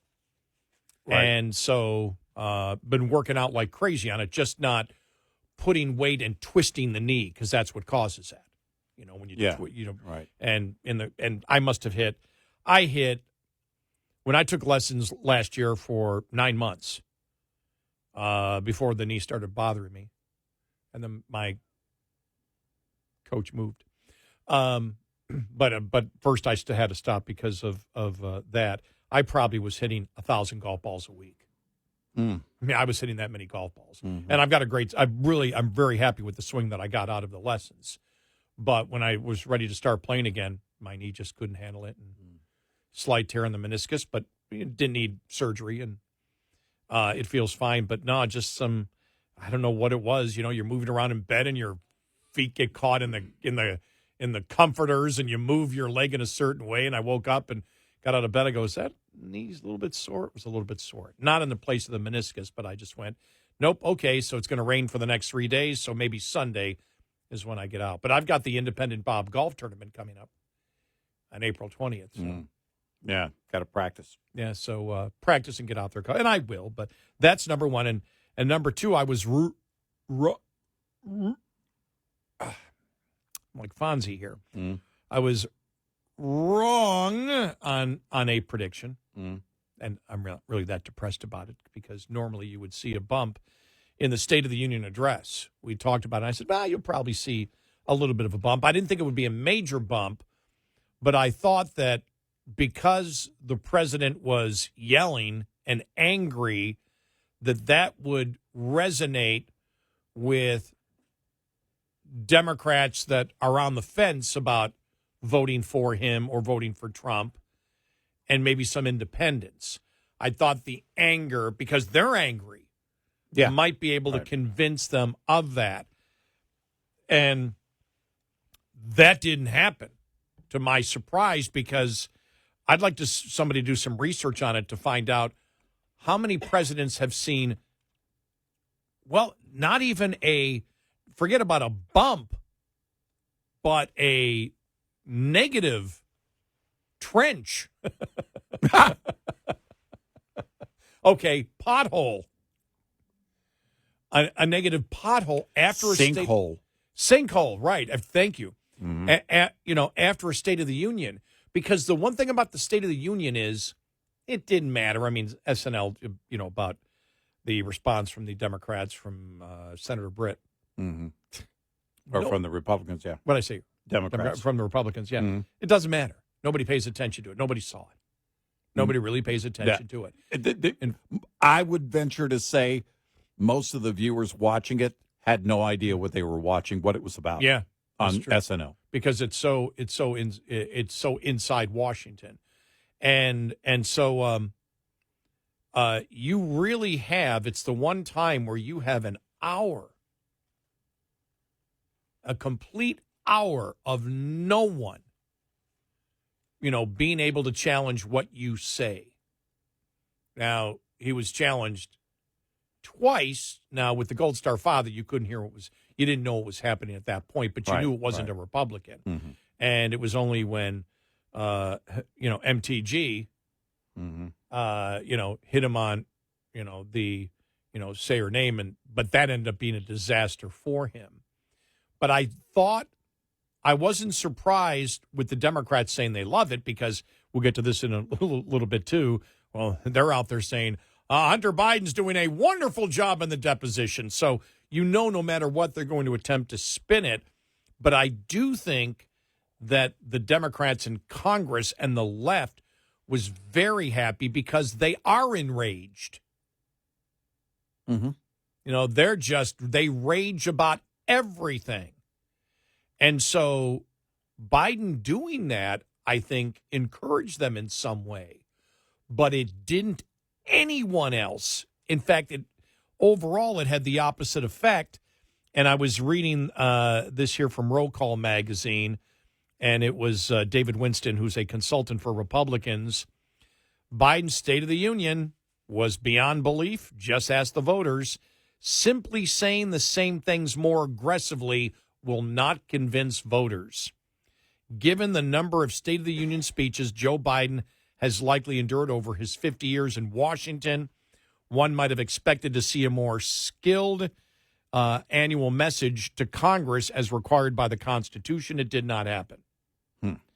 Instead, last week's State of the Union was a master class in how not to win an argument, turning up the volume to sell assertions that people don't fundamentally believe won't make them more convincing. No will an aggressive, if not downright angry delivery.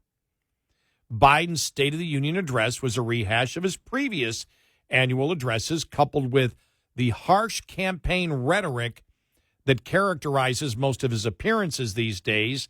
It's not working with the electorate. When we designed our recent Winning the Issue survey in late February, we included a series of economic statements made by Biden and the White House, a team that we believed would likely be central to Biden's then upcoming State of the Union address. In October of 2023, we tested and an economic ad produced by the Biden campaign to address the public concerns about his handling of the economy. We found that a majority of the electorate did not believe most of the statements made in the ad, and as a result, had a neutral response. The resulting data from our February survey shows Biden's significant disconnect with voters continues, as it has for months. A majority of the electorate simply doesn't believe most of his key statements. Yet in his State of the Union, the president chose to go down the same rhetorical path one more time, somehow expecting a different result. The poll shows a stark contrast between Biden's claims and what the electorate believes about the economy. Biden told Americans in his address, "It's because of you that tonight we can proudly say the State of the Union is strong and getting stronger." Voters told our survey, conducted February 24th and 25th, that the country was on the wrong path by a 67 to 23% margin, which is reflective of most national surveys. They also said they did not believe Biden had made progress on the economy, 56 to 35%. But Biden's conflicting rhetoric didn't end there. Here is a short reality check. Biden: wages keep going up. Inflation keeps coming down. Inflation has dropped from 9% to 3%, the lowest in the world and trending lower. Yesterday, he said the lowest in America. The landing is and will be soft.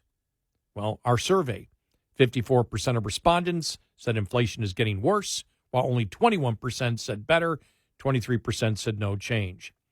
78% said they did not believe the statement that grocery prices are coming down. Wow. 78%. 54 to 37% did not believe the statement gas prices are manageable. They did not believe the statement wages are now increasing at a greater rate than inflation by a wide margin, 61 to 23%. When asked whether their family income surpassed inflation, kept up, or lagged behind, 58% said it lagged behind, 31% said it kept up, only 7% said it surpassed. Then Biden said, "Folks, I inherited an economy that was on the brink. Now our economy is literally the envy of the world. 15 million new jobs in just 3 years, a record unemployment at 50-year lows." 52% of the electorate did not believe the economy was in free fall prior to President Biden taking office. 33% did. By a 45 to 37% margin, people did not believe the economy has created 15 million jobs since Biden took office.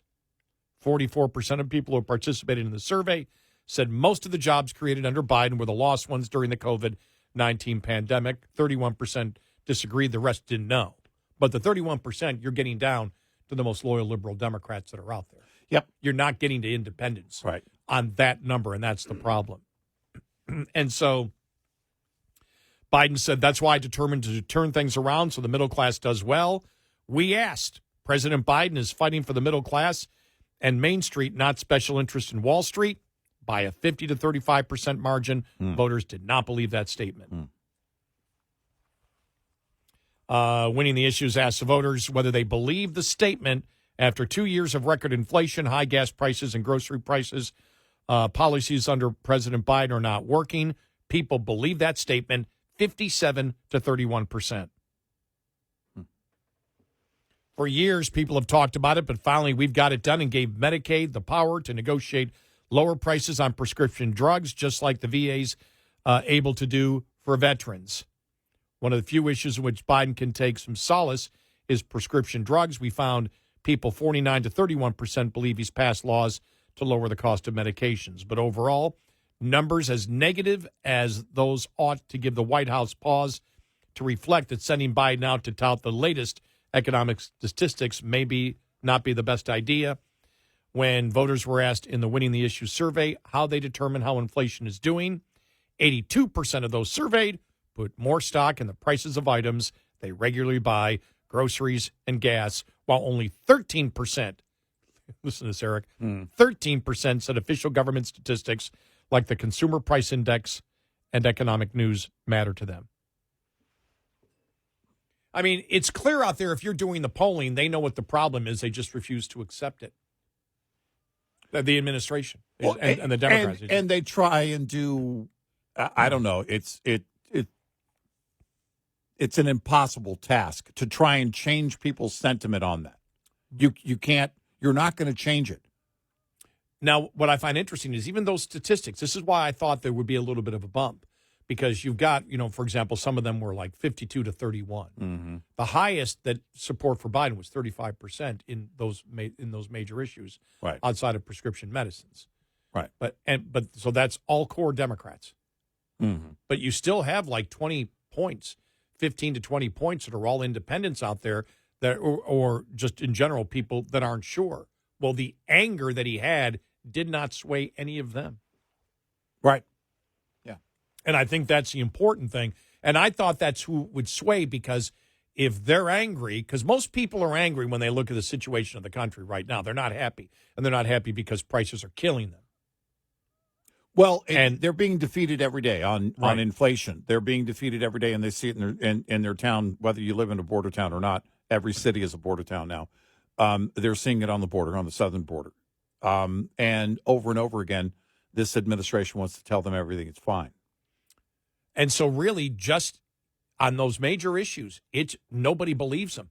It's just, well, again, the most liberal Democrat is the support of this president. And you have to be living in a delusional state in order to support him.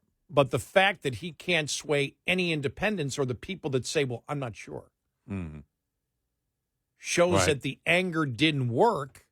If the anger does, because anger, for example, anger for Trump works if it's where the public stands. Exactly. If the public is angry there, if you meet them at where they're angry, then that's going to work for you. Yeah. But this shows there is no believability. Nobody buys anything that he says anymore. Talking about Biden. 866-90 Red Eye. Lines open for your calls. 866-90 Red Eye on Red Eye Radio.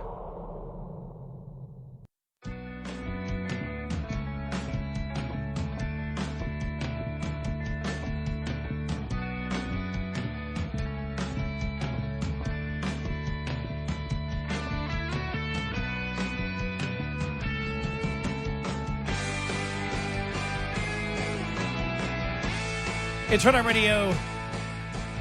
He is Eric Harley, and I'm Gary McNamara. All right, we'll get 100 Biden, Fonnie Willis, a whole bunch more coming up here.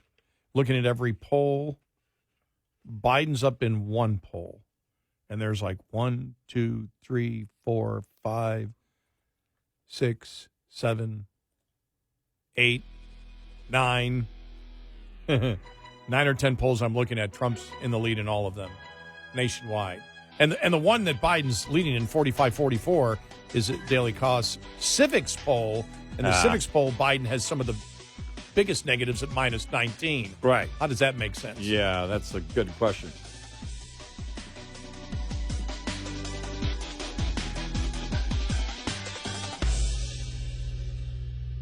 This is Red Eye Radio on Westwood One.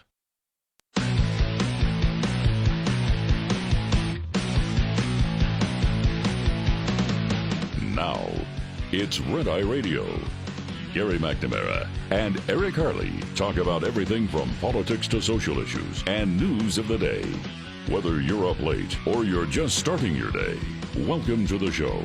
From the Uniden America Studios, this is Red Eye Radio.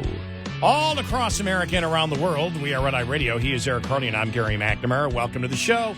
Thanks for being here. Thank you. Well, a Canada update.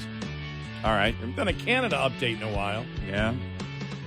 And we normally when we talk about Canada, we talk about the lack of free speech up there, which we always say don't take for granted here in the United States, because many people, including myself, I grew up on the border of Canada, and when you grow up on the border of Canada, and my father's side came from Canada, just so you know, my grandfather emigrated from Canada in the beginning of the last century.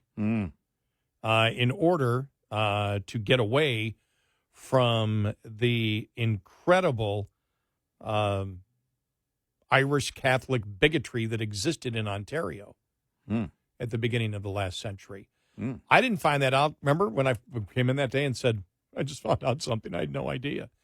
And it was my nephew who told me, like, how do you know that? And he says, Gramps told me. I talked to my father, and he goes, yeah. I said, Gramps never told me that.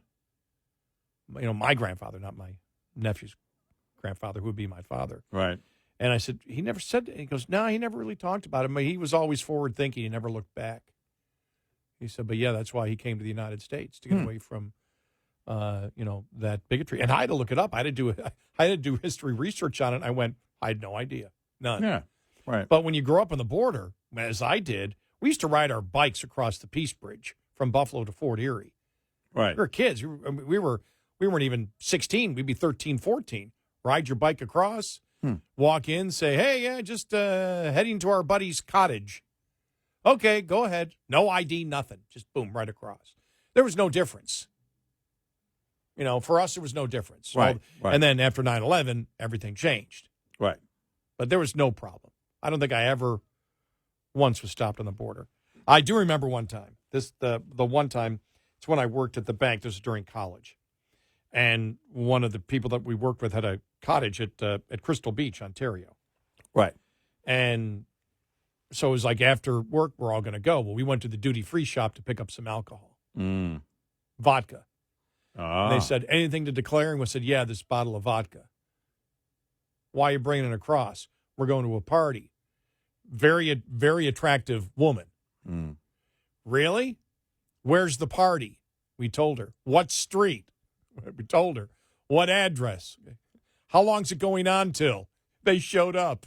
Her and her friends from the Border Patrol showed up not to make sure we were there, just to come and party with us. All right, then. That's how it used to be. That goes back to, that had to be 75, 76 when that happened. And so you just, you just thought, okay, there's no difference. United States, Canada. There's difference. Oh, yeah. There's a difference. I grew up, for those that don't know, on the southern border. And we used to do the same thing. We'd go into Mexico and then back across the southern border. You'd be amazed at how open the southern border is.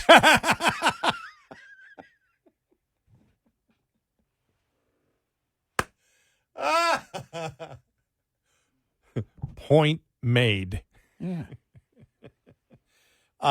And, we see there's a difference between the United States Constitution and in Canada in a variety of ways. We see where free speech is going. And it's story all out there that, hate crimes, will eventually in Canada, for example, if you just say something, could you do life in prison? I think that was one of the lead headlines on Fox yesterday. Right. I haven't fully wrapped myself around what that law would actually do or not. But what's being said is it could lead there. Now, we know what they attempted to do to Jordan Peterson. Right. What they're still attempting to do to Jordan Peterson, which is just reprehensible. I mean, you see what the Supreme Court of Canada said about the truckers' protest during COVID. Yep. What the government did was absolutely unconstitutional. Right. The whole debanking thing, all that now that's being discussed in the United States. You want fascism? If Trump is a fascist, well, then Trudeau is what? Oh, my gosh. I don't know if there's a word for it yet. But if there is a word for it, you can't say it out loud in Canada because you'll go to jail.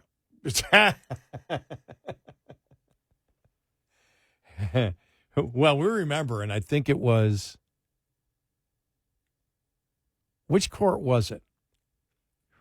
Remember when the nationalized health care was making it so you could not have private insurance? Yeah. And I forgot whether that was Quebec that was doing it, and the Supreme Court came out and said, by doing that, you're basically violating the right to life of Canadians. My God. Yeah. Because you're not giving them a choice of having better health care. And so you look at some of the things, and I know a lot of Look, I know a ton of my don't keep as much contact, and they've all gotten older. Many of them have died. Mm-hmm. But when we used to keep in contact with them, very conservative, and rural Canadians very conservative. Right. You know, there's a reason we call Alberta the Texas of the North. Yeah. Because they're very conservative. There are people that are very conservative, but you look at where the government's going in Canada, it's nuts. Well, this story made it yesterday, and I did some research on it because the news report from City News out of Toronto was there. But just to read you an article on it, I'm sure this is going to blow up. You're going to have American media covering this. Oh, yeah. Especially the little news item that we have here, the little audio coming up in a second. The City of Toronto has a car theft problem, and it doesn't sound like police have much of a clue of how to combat it. In a recent safety meeting, one officer even gave advice that basically boiled down to, if thieves come knocking to steal your car, let them have it. Just leave the keys out on the front porch. Yeah. You're like, what? Come on, you're just being ridiculous. That's ridiculous. Let's get actually to the report here from this is City News in Canada, in Toronto. Here we go. There's also updated advice for all vehicle owners, a message echoed by Toronto Police speaking at an Etobicoke safety meeting last month. Constable Marco Ricciardi had a new message for vehicle owners who keep their fobs in Faraday pouches. To prevent the possibility of being attacked in your home, leave your fobs at your front door, because they're breaking into your home to steal your car. They don't want anything else. A lot of them that they're arresting have guns on them, and they're not toy guns, they're real guns. They're loaded. That's why Galinsky says they will be installing the door stops and taking YPR's advice seriously. Leave your key fob at the front door. Yeah. Strengthen your door and leave the key outside, like on the porch, outside the front door, so anybody can take it and pick it up. In fact, you should do even more. You should put free car, put a sign there, free car, fob is inside. They talked about a guy that actually his car's been robbed so many times. Mm-hmm. He puts a sign on it saying, the doors are open. Take whatever you want. They're doing that in American cities. Don't smash the windows. They're doing please. that. They're rolling down the windows when they park on the street in certain cities. They roll the windows down. They don't leave anything in the car. They roll the windows down to show the bad guys there's nothing in there and to keep them from breaking the windows. Well, see, we have, I know in our neighborhood, we have much kinder burglars. Mm-hmm. When they just check your door to see if it's open. That's always happening in probably a 10-mile area. It's never happened on my street. The police actually, there was a relative staying at my house for a short time, and she left her car unlocked, and they got her purse. And the police officer that responded the next morning when she realized it happened, he told me there are a few people that are known in this neighborhood, and this is what they do. They just try the door. If the door is unlocked, they're not going to break anything.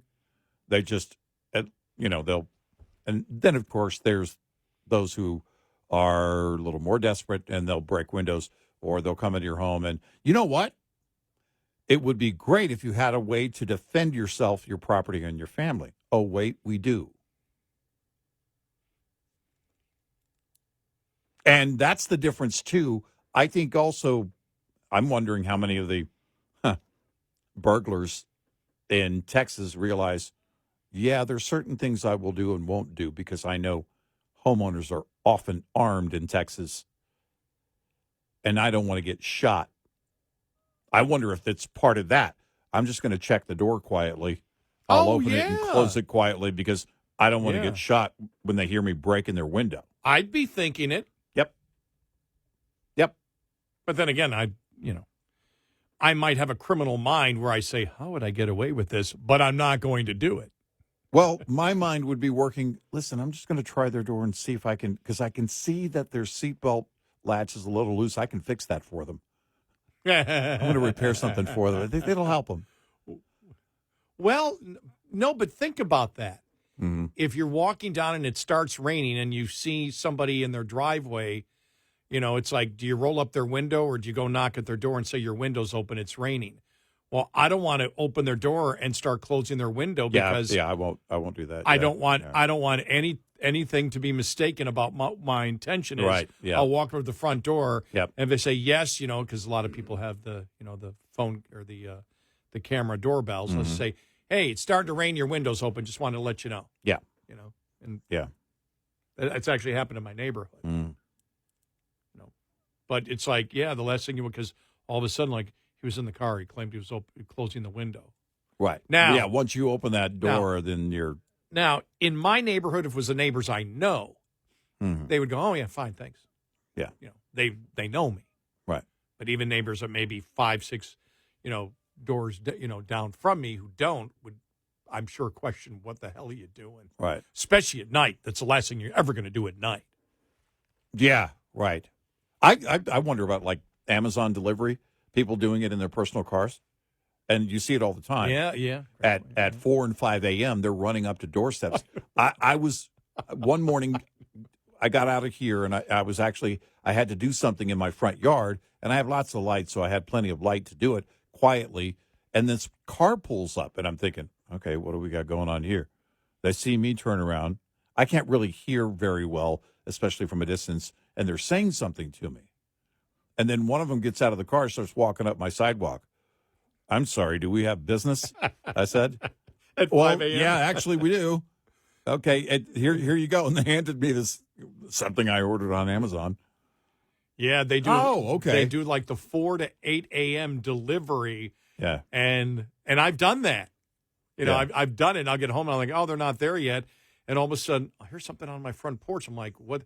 Oh, the cat will. Like, what's that? Yeah. I'm like, oh, it's got to be the Amazon person. Yeah. It's getting to be more normal now. Right. Yeah. But it's still, I'm like, I wouldn't want that job. That's one that you really gotta be careful of. I've noticed a couple of them started wearing in the after hours and when it's dark the reflective vests.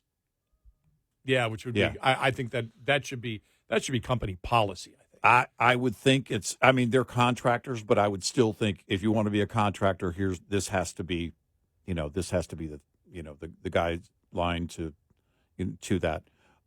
But you're getting back to the lighted LED hat that says Amazon. Exactly. Right. But getting back to this story here, unbelievable. This idea of, well, they may have a gun and try and hurt you. Well, they may be coming in and just saying, well, no, they're only coming in for your key fob. You don't know that. No, you don't know that. In any individual case and scenario, you can't say that. So leave your key fob at the door. Well, what I'm waiting for Toronto me? to say, what state is it? Minneapolis, where what is it? May 1st, where Uber and Lyft are going to be gone because they mandated what the minimum pay has to be, and they're like, fine, we're out of here. Right. So I can see maybe Minneapolis, where crime has been a problem. I can see them all saying, look, this is a new form of ride sharing. Leave your fob in the car, with your windows down, and just please. Please close the window when you're done because the GPS will be able to make it so we can locate where the car is and pick it up. But it's just a new form of ride sharing. Nobody should really own their own vehicle. Well, they shouldn't. And you should also leave water in the vehicle for the person that wants your vehicle because they could be thirsty. And then they get in an accident and your brakes were bad and you get sued. Yeah, right. The guy left me the key fob. He practically gave me the car. Yeah, exactly. It's a new form of ride sharing. It became a new form of ride sharing in Canada. He did that knowing his brakes didn't work. Right. Suing your insurance company now. See where this is going? None of it's good. No. 866-90-RED-EYE. Brought to you by Hot Shot Secret. Hi, I'm Jen Loomis, a transport safety expert at J.J. Keller, and I'm here to share a tip on speed and space management. When driving, you need to manage the space around your vehicle so that there's enough space to allow you to adjust when traffic conditions change. The space ahead of your vehicle is the most important and one of the easiest to monitor and adjust as needed. One rule of thumb is to allow at least 1 second for each 10 feet of vehicle length at speeds below 40 miles per hour. At greater speeds, add an additional second. It's impossible to keep other drivers from tailgating you, but there are some things you can do to make it safer, such as increasing your following distance, avoiding quick lane changes, and slowing down. There are also several things you should do to ensure that there is plenty of space between the side of your vehicle and other vehicles. Don't hug the center line, avoid hugging the right side of the road, and avoid traveling alongside other vehicles in strong winds, especially crosswinds. This tip was brought to you by J.J. Keller and Associates. Visit us at jjkeller.com. Get in touch with Red Eye Radio, toll free at 866-90-RED-EYE.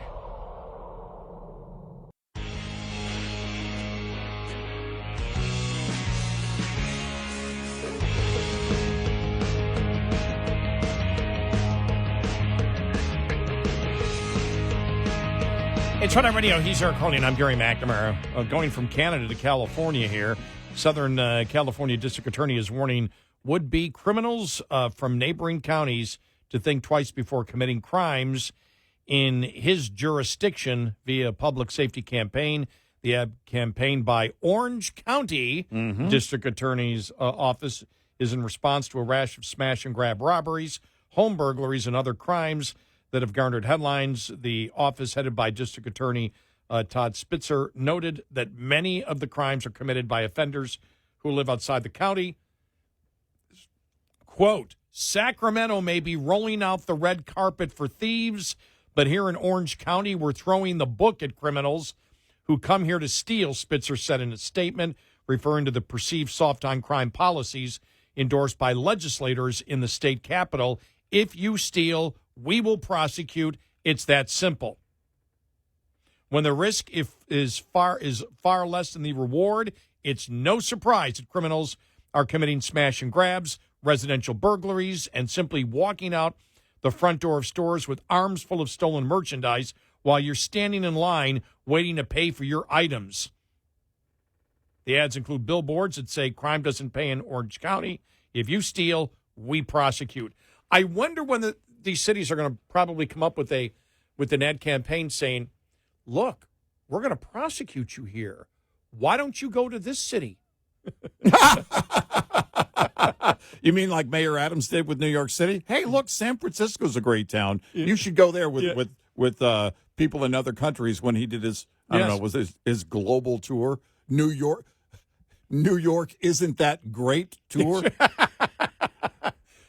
We're not that. You're a criminal. We're not a great place to be. Why don't you go to L.A.? Right. Go to L.A. We hear there's plenty of room in San Francisco. You can enrich yourself with riches and no punishments that you can't imagine. But here we're going to put you in jail. Exactly. You don't want that, do you? Go where they don't put you in jail.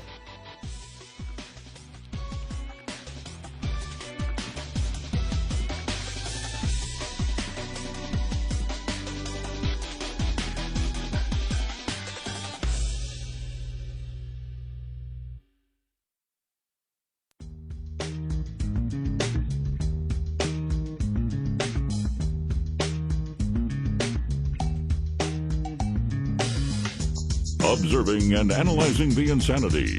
Eric Harley and Gary McNamara. Nightly on Red Eye Radio.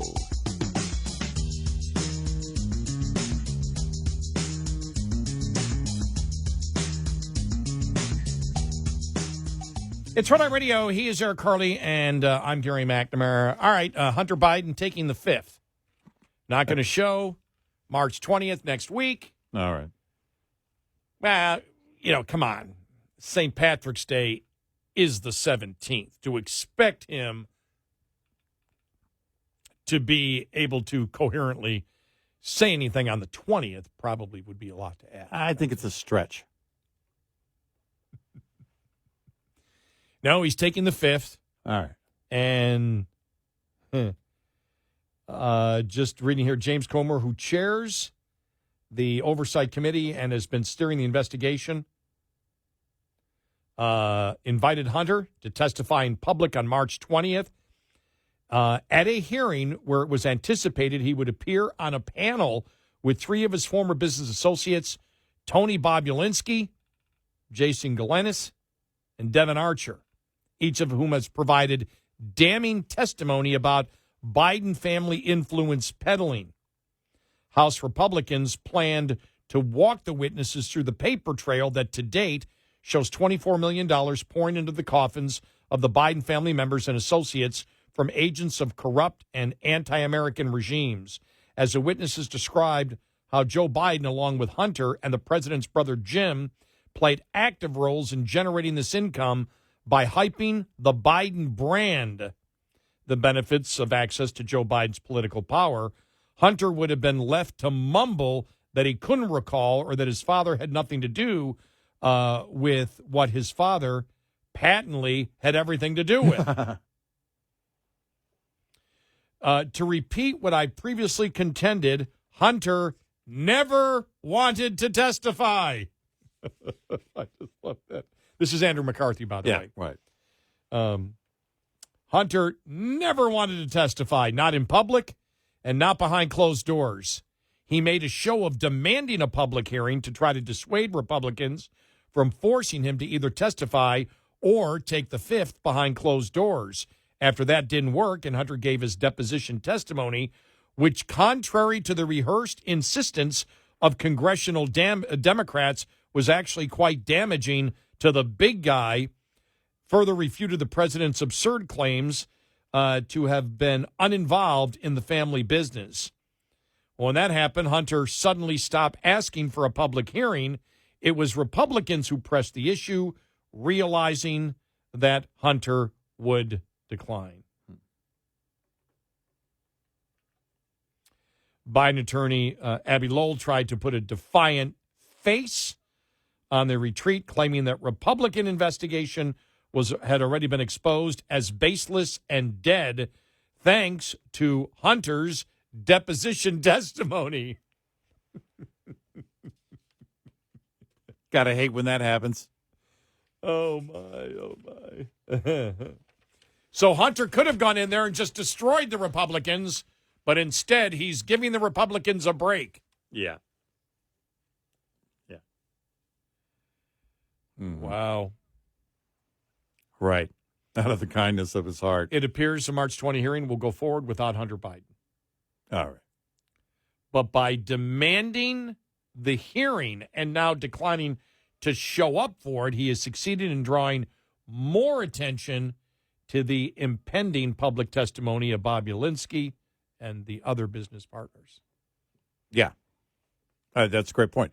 Now more eyes are going to be on it.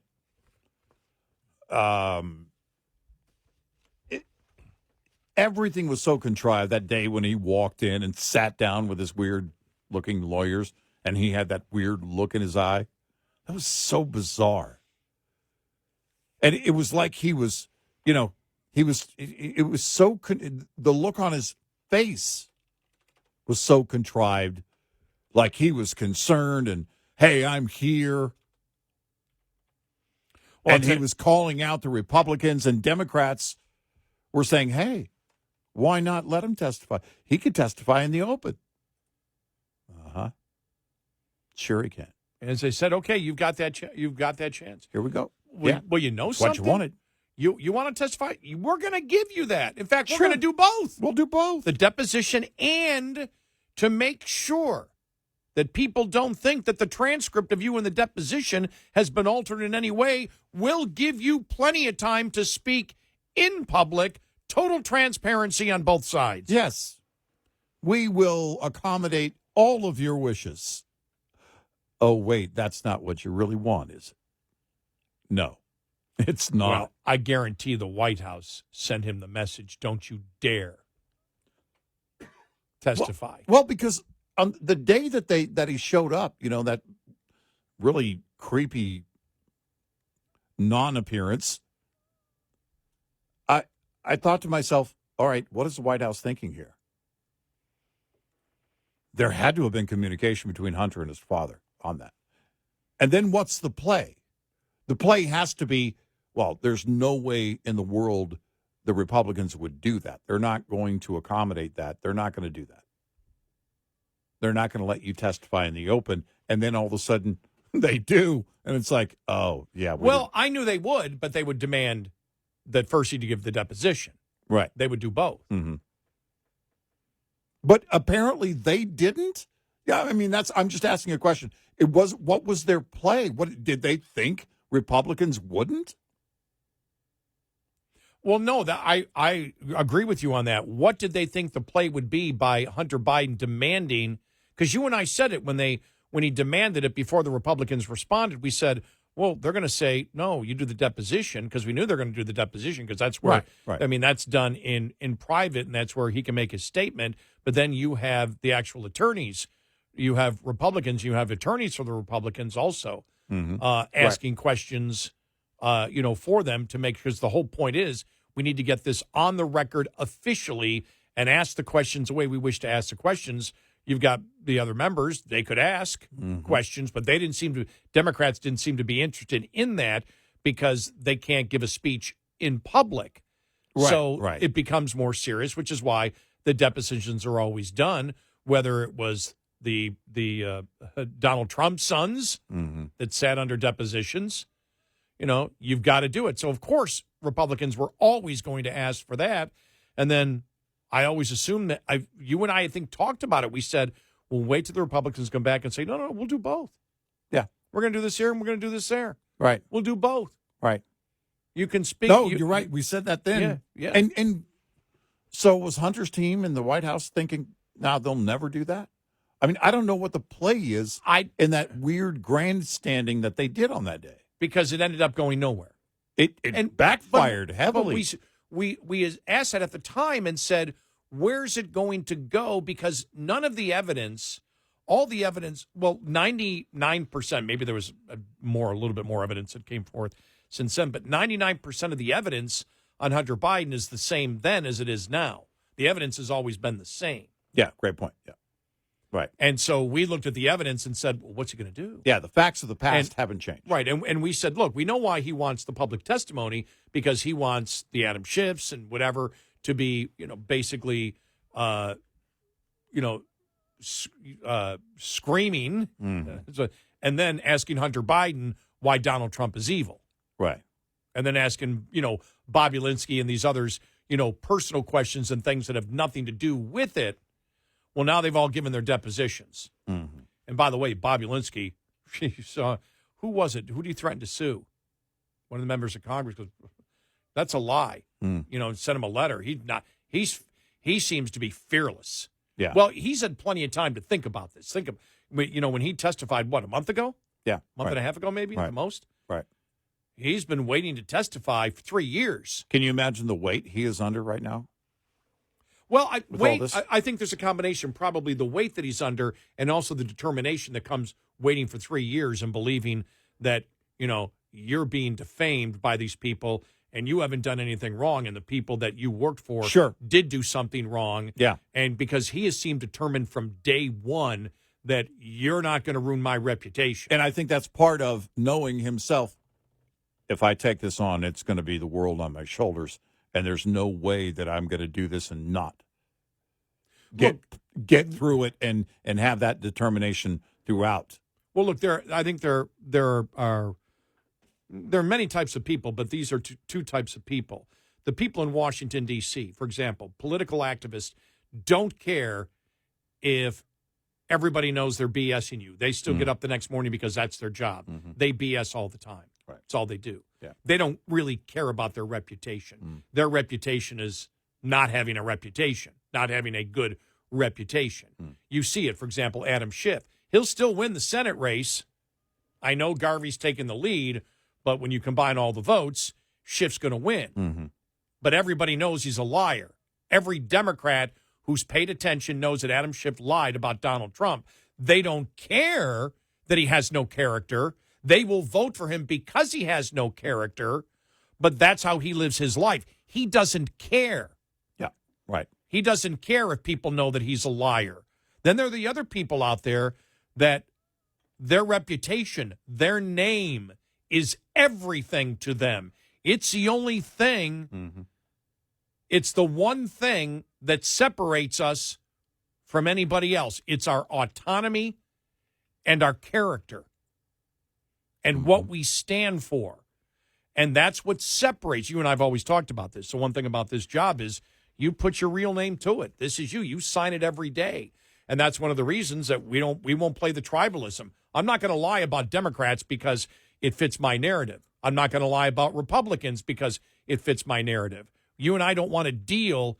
If something isn't the truth, we're not going to argue about it. We're not going to argue falsehoods and get into an argument about it either. And that's one of the problems that we've had with both sides at times, where you're supposed to fit the narrative of this. No, we don't. I don't fit any narrative. Well, it gets down to the truth, as you mentioned.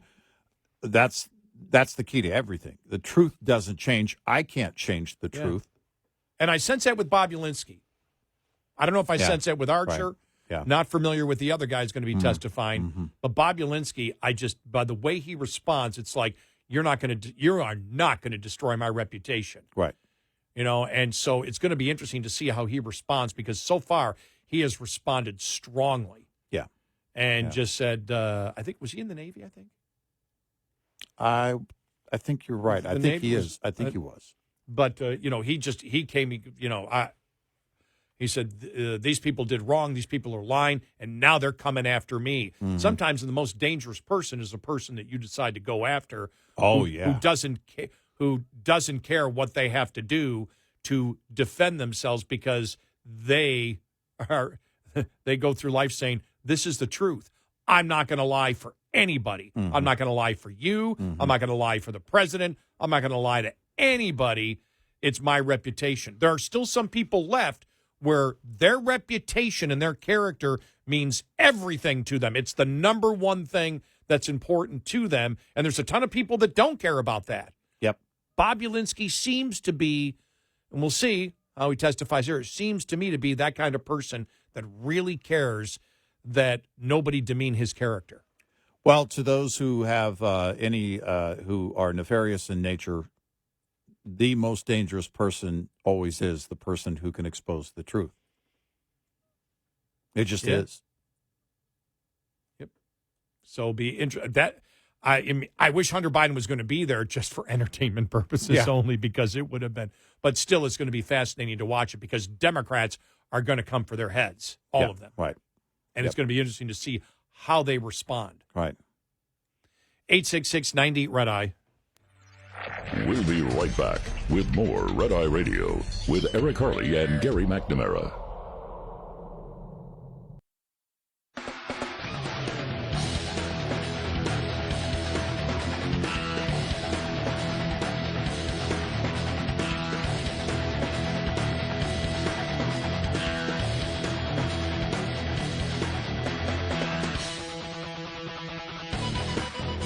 It's Red Eye Radio.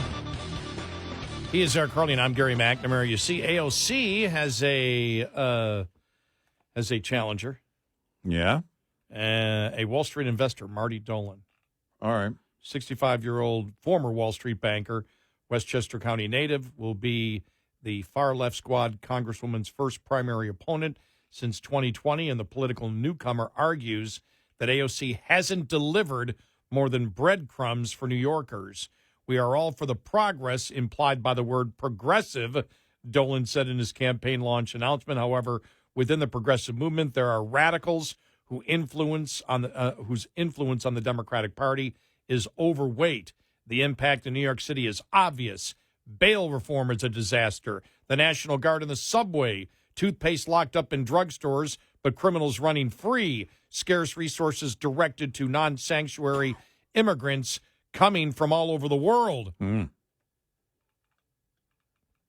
These difficulties must be addressed in the context of a runaway $34 trillion federal debt and New York City's 14% marginal tax rate.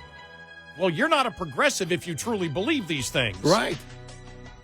Yeah, that doesn't sound like a liberal Democrat at all.